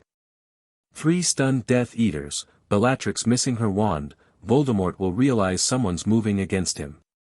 "Let him wonder," Harry replied grimly. "By the time he figures it out, we'll be done with Gringotts and moving on Nagini." Sirius pulled Harry into a tight embrace before departing.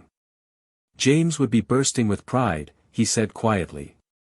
"Not just for your courage, but for your leadership, bringing people together through choice rather than coercion." "We haven't won yet," Harry reminded him, though deeply touched by the comparison to his father. "No," Sirius agreed, "but you've already achieved something Dumbledore never could, genuine trust from your allies. That's a different kind of victory." News reached them the very next day. Dumbledore had been forced to flee Hogwarts after Umbridge and a team of Aurors attempted to arrest him for sedition against the Ministry. According to rumors, the headmaster had overcome multiple attackers before disappearing in a flash of phoenix fire. "Perfect timing," Ron noted as they reviewed their Gringotts plans in the Room of Requirement. "The Ministry's focused on finding Dumbledore, and Hogwarts is in chaos with Umbridge taking over." "We move tomorrow," Harry decided. "While everyone's attention is divided."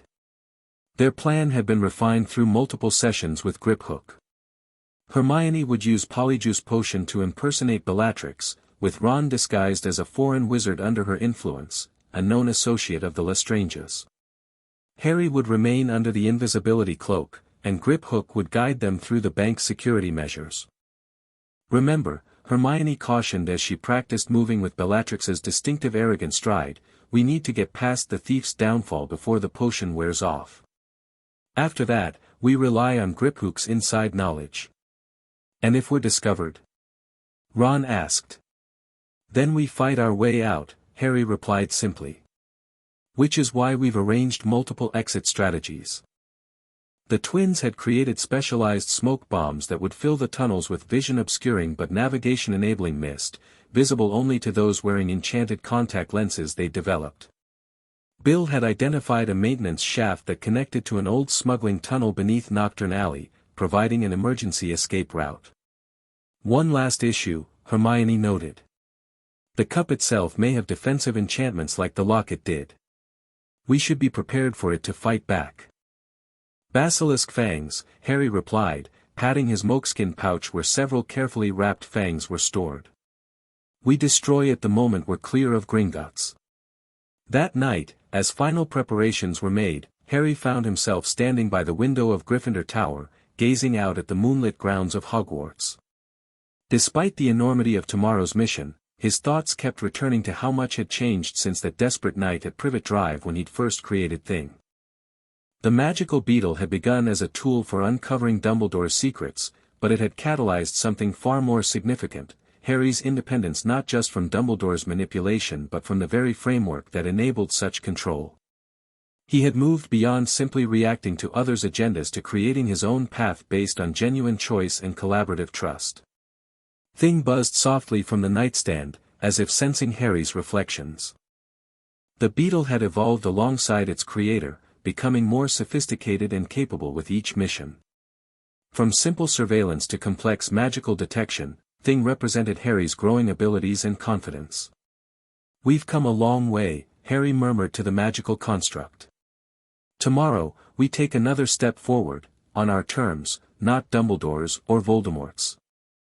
The Gringotts operation began at precisely 8:47 the next morning, a time Griphook had identified as optimal, when the bank was moderately busy but not overcrowded, and during a shift change for security personnel.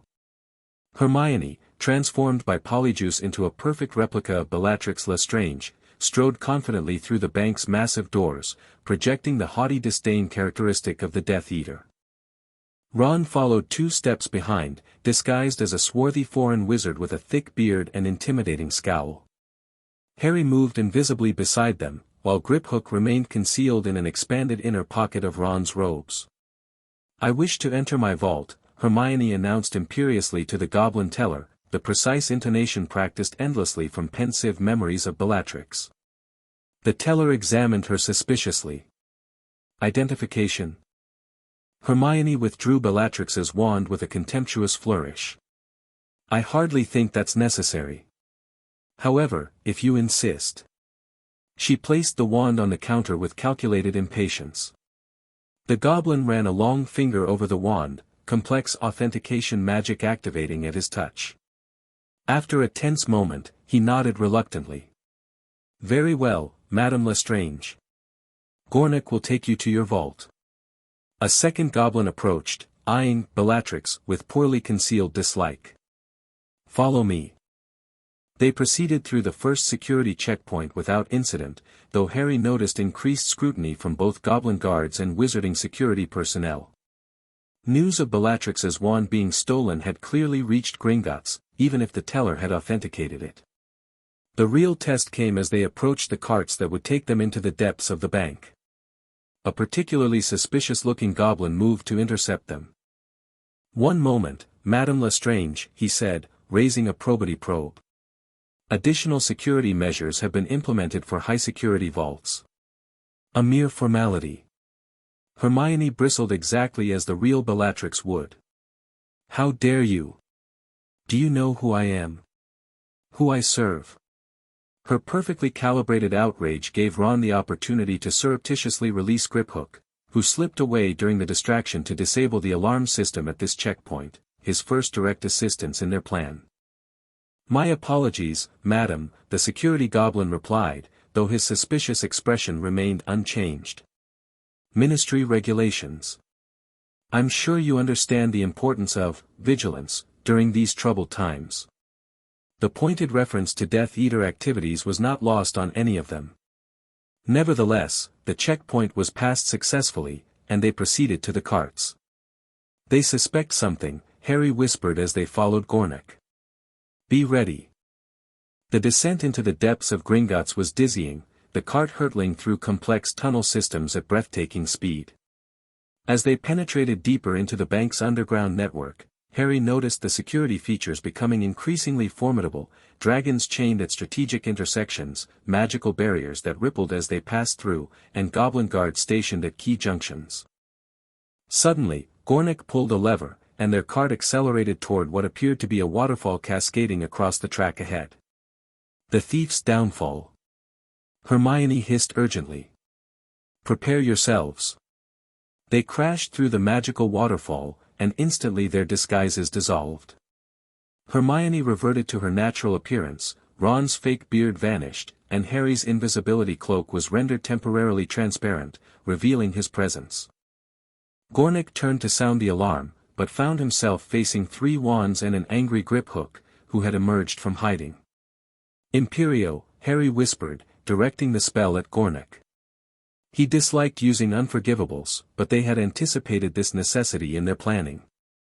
Under the Imperio's curse, Gornik calmly restarted the cart and continued guiding them as if nothing had happened. Phase 2, Harry confirmed as they proceeded deeper into the tunnels. No turning back now. The Lestrange Vault was located in the oldest, deepest section of Gringotts, guarded by a particularly large and vicious-looking dragon. The pale beast was scarred from years of cruel treatment, its eyes milky with partial blindness, but its senses clearly remained sharp as it roared at their approach. Clankers, Griphook instructed, retrieving metal devices from the cart. They've been trained to retreat from the sound. The harsh, clanging noise caused the dragon to withdraw reluctantly, allowing them to approach the vault entrance. Here, Gornik placed his palm against the door under Harry's imperious guidance, while Griphook worked to bypass the additional security measures. The Lestranges added extra protections after the recent incident with Madame Lestrange's wand, Griphook explained as he manipulated complex magical locks. Fortunately, such modifications must be registered with Gringotts Security Division, where I recently worked. The massive door finally swung open, revealing a chamber glittering with gold, jewels, and countless valuable artifacts accumulated by the ancient dark wizarding family. Don't touch anything directly, Griphook warned. Gemino and flagranti curses. Everything you touch will burn and multiply. How do we find the cup? Ron asked, staring at the overwhelming collection of treasures. Accio Hufflepuff's cup, Hermione tried, without result. Worth a shot. It won't respond to summoning, Harry said. None of the Horcruxes do. He closed his eyes, focusing on the magical signature he'd learned to identify from the locket and diadem. The absence of Voldemort's soul fragment in his own scar had unexpectedly enhanced his sensitivity to such dark magic elsewhere. There, he said suddenly, pointing to a small golden cup with 2 handles, placed on a high shelf. That's it. How do we reach it without touching anything else? Ron asked practically. Hermione transfigured a fallen quill into a long pole with a hooked end, carefully maneuvering it between stacks of coins and artifacts. The task required extraordinary precision, as any contact with the surrounding treasures would trigger the defensive curses. After several tense minutes, she managed to hook one handle of the cup. Got it, she breathed, slowly drawing it toward them. At that moment, alarms began blaring throughout the tunnels. We've been discovered, Griphook said urgently. The Imperio's detection wards must have finally triggered. Time for the backup plan, Harry decided immediately. Ron, smoke bombs. Hermione, secure the cup in the containment box. Ron activated the twin specialized smoke bombs, filling the tunnel outside the vault with thick, opaque vapor that only they could navigate through their enchanted contact lenses. Hermione carefully transferred the cup into a magically protected container similar to what they'd used for the diadem. Which way to the maintenance shaft? Harry asked Griphook as they emerged from the vault into the smoky tunnel. This direction, the goblin indicated, leading them away from the main track. But we have another problem, the dragon. The beast, agitated by the alarms and smoke, was now thrashing violently against its chains, blocking their intended escape route. We need another way out, Ron shouted over the noise. Harry looked at the dragon, then at their pursuers' lights visible through the smoke behind them. A crazy, reckless idea formed in his mind. We ride the dragon out, he said firmly. Have you lost your mind? Hermione exclaimed. Probably, Harry admitted. But it's our only option. Those chains are old and weakened. Bombarda Maxima should break them, and the dragon will instinctively head upward, toward open air. That's insane, Ron stated. Also brilliant. I'm in. With no time to debate further, they moved toward the partially blind dragon. Harry directed powerful blasting curses at the main restraining chains while Hermione created a distraction to position the beast toward the larger tunnels that led upward. With a thunderous crack, the primary chain shattered.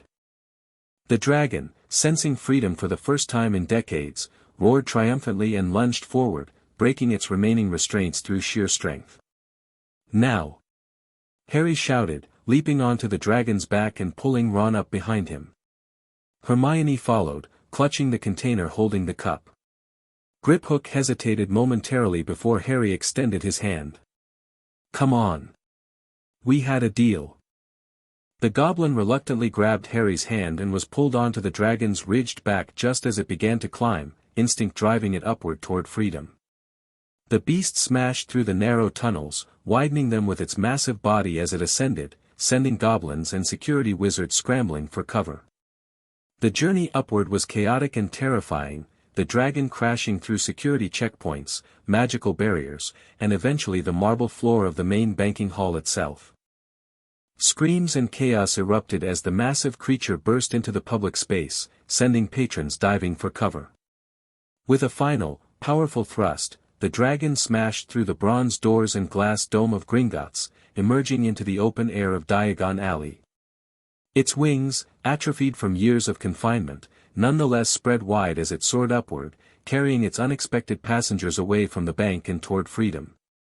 "I can't believe that worked," Ron shouted over the wind as they clung desperately to the dragon's scales. "We need to get off before it flies too high or too far," Hermione called back. "The trace detection wards will track us." Harry nodded, searching the landscape below as the dragon gained altitude. They were already passing over London, the city sprawling beneath them in the morning light. There, he pointed to a small lake in a rural area beyond the city limits. "We'll drop when it flies lower over the water." As the dragon descended slightly to catch a thermal, they seized their opportunity. One by one, they released their grip and plummeted toward the lake below, casting cushioning charms moments before hitting the water. The impact was still jarring, but they surfaced quickly, swimming toward the shore as the dragon continued its flight toward distant mountains, free after decades of captivity. Dripping and exhausted, they collapsed on the lakeshore, the reality of what they'd accomplished slowly sinking in. They had successfully infiltrated Gringotts, stolen a Horcrux from one of its highest security vaults, and escaped, on a dragon, no less. "We did it," Hermione said wonderingly, checking that the containment box remained secure.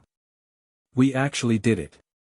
Griphook, Harry turned to the goblin, who was wringing water from his clothes with a disgusted expression. "Thank you. We couldn't have done this without you." The goblin nodded stiffly. "You owe me the sword of Gryffindor, as agreed." "And you'll have it," Harry confirmed. "Once we've destroyed the remaining Horcruxes. I made an unbreakable vow, remember? I can't break that even if I wanted to." Griphook seemed mollified by this reminder. "What happens now?" "Now we destroy this one," Harry said, carefully opening the containment box to reveal Hufflepuff's cup. "Stand back."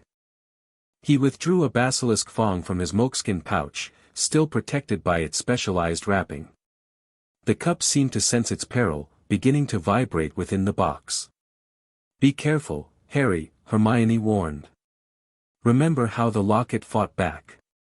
Harry nodded grimly, positioning the fong directly above the cup.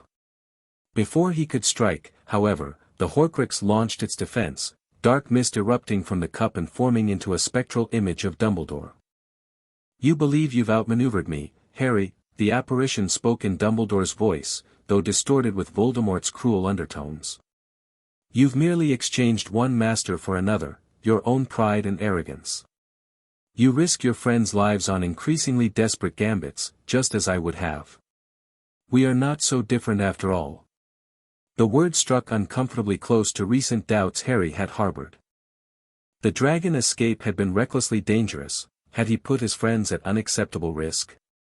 "Don't listen, Harry," Ron called out. "That's not Dumbledore or you, it's Voldemort."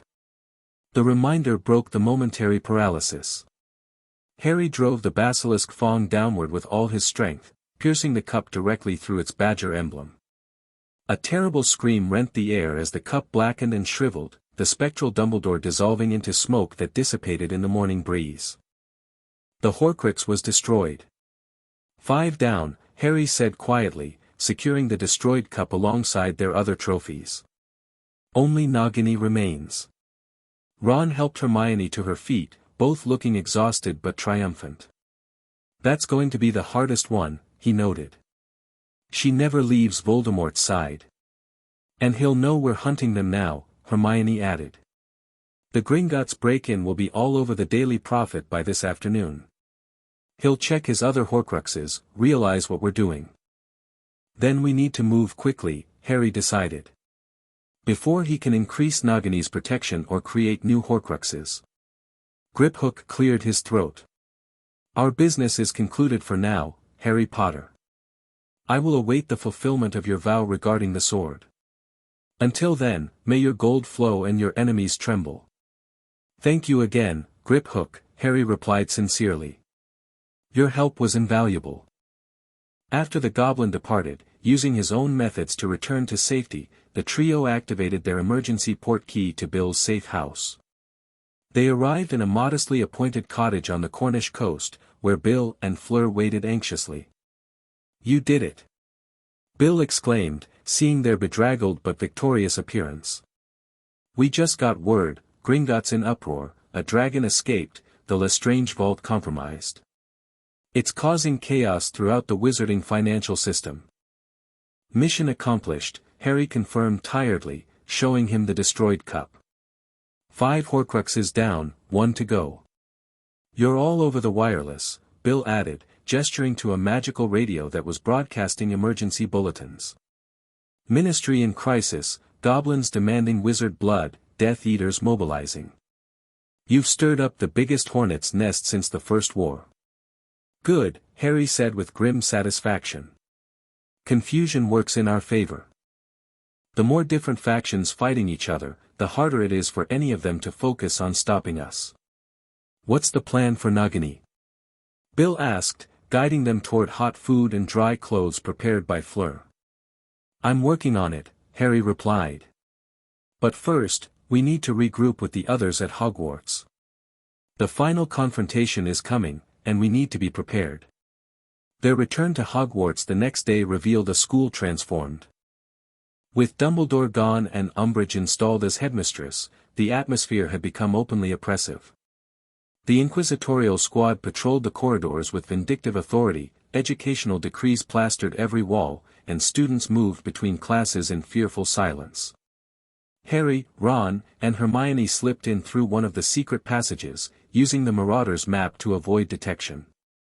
They made their way directly to the room of requirement, where the rest of their team waited anxiously. You magnificent bastards! Fred exclaimed as they entered. Broke into Gringotts and escaped on a dragon. George added admiringly. The whole wizarding world's gone mental, Ginny reported, grinning. Umbridge is beside herself trying to maintain control while responding to ministry panic about the bank break-in. Did you destroy it? Neville asked, focusing on the mission objective. Harry nodded, displaying the blackened remains of Hufflepuff's cup. 5 down, just Nagini left. And she never leaves Voldemort's side, Luna noted dreamily. Which presents a significant tactical challenge. We need to draw them out, Harry said, moving to their strategy board. Force Voldemort to come to us, bring Nagini where we can target her specifically. How do we do that? Neville asked. What would make Voldemort expose himself and his last Horcrux? Harry smiled grimly. Me. He wants me dead more than anything. And now that he knows we're hunting Horcruxes, he'll be desperate to finish me before we can get to Nagini. You're suggesting using yourself as bait? Hermione asked, alarmed. Harry, that's exactly the kind of not reckless, Harry interrupted. Strategic. We choose the battlefield, we set the terms, we prepare thoroughly. Most importantly, we ensure Nagini is vulnerable before I ever engage Voldemort directly. A targeted strike team for the snake, Ron realized, catching Harry's thinking. While the main force distracts Voldemort and his Death Eaters. Exactly, Harry confirmed. We need to make him come to Hogwarts, the one place he considers rightfully his, the place he'd risk everything to control. How do we get that message to him without alerting the Ministry or Umbridge? Ginny asked practically. We don't try to hide it, Harry replied, a plan forming as he spoke. We make a public stand, something so visible that Voldemort can't ignore it, something that forces everyone to choose sides. The room fell silent as they absorbed the magnitude of what Harry was suggesting. This wasn't just about destroying the final Horcrux anymore, it was about forcing the wizarding world's moment of reckoning, ending the Shadow War and bringing everything into the open. When? Fred asked simply.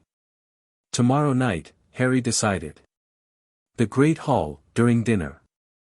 Maximum audience, including Umbridge and her inquisitorial squad. That's bold, Hermione said carefully. What exactly are you planning to do? Tell the truth, Harry replied. The complete truth, about Voldemort's return, about the Horcruxes we've destroyed, about Dumbledore's manipulation and the Ministry's cover-up. Force everyone to make their choice based on full information for once. You realize this effectively starts the Second Wizarding War openly, Neville pointed out. No more shadows, no more deniability. Yes, Harry acknowledged. But on our terms, not Dumbledore's, or Voldemort's or the Ministry's. With people fighting because they've chosen to, not because they've been manipulated into it. The discussion continued late into the night as they refined their approach. Teams were assigned, contingencies developed, and emergency measures established. Unlike Dumbledore's careful, years-long strategy of selective information and controlled sacrifices, Harry's approach embraced transparency and collective action, risky but authentic. As the meeting concluded, Harry found himself standing before their evidence wall, which had evolved from exposing Dumbledore's manipulation to mapping their own path forward. The journey that had begun with Thing's first surveillance mission had led to this moment, the threshold of open confrontation, with all secrets revealed and all choices made consciously. Are you sure about this, Harry? Hermione asked quietly, joining him by the wall. Once you make this public declaration, there's no going back. For any of us. I'm sure, Harry replied without hesitation. We've spent years being pawns in other people's games, Dumbledore's, Voldemort's, the Ministry's. Tomorrow, we stop playing by their rules entirely. It's a huge risk, she cautioned. So was creating Thing to spy on Dumbledore, Harry smiled slightly. Sometimes the greatest risk is continuing to accept manipulation when you know better alternatives exist. The Great Hall hummed with subdued conversation during dinner the following evening. Umbridge presided from Dumbledore's chair at the head table, her satisfied smile contrasting with the grim expressions of most remaining staff members. The inquisitorial squad patrolled between tables, enforcing recent decrees against excessive gathering and seditious conversation. Harry entered last, having ensured all preparations were in place. Thing was conducting final surveillance, team members were positioned strategically throughout the hall, and escape routes had been secured if needed. Most importantly, every student and staff member present would hear what he had to say before anyone could stop him. As he walked toward the Gryffindor table, conversations quieted, heads turned. His recent notoriety from the Gringotts break-in, though officially unconfirmed, had elevated his already controversial status to near-mythic levels among the student body. Mr. Potter, Umbridge called in her falsely sweet voice. So glad you could join us. I believe we have detention to discuss after your unauthorized absence. Harry didn't respond to her directly.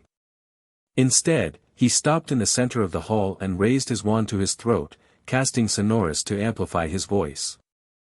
I have something everyone needs to hear, he announced, his magically enhanced voice echoing throughout the hall.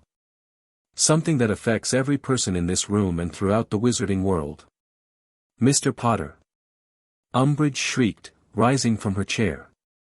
Cease this disruption immediately. Inquisitorial squad, detain him. Draco Malfoy and several other Slytherins moved toward Harry, but found themselves subtly blocked by strategically positioned DA members, part of the plan's first phase. Lord Voldemort has returned, Harry continued, causing gasps and cries throughout the hall at the forbidden name. This is not speculation or delusion as the ministry has claimed.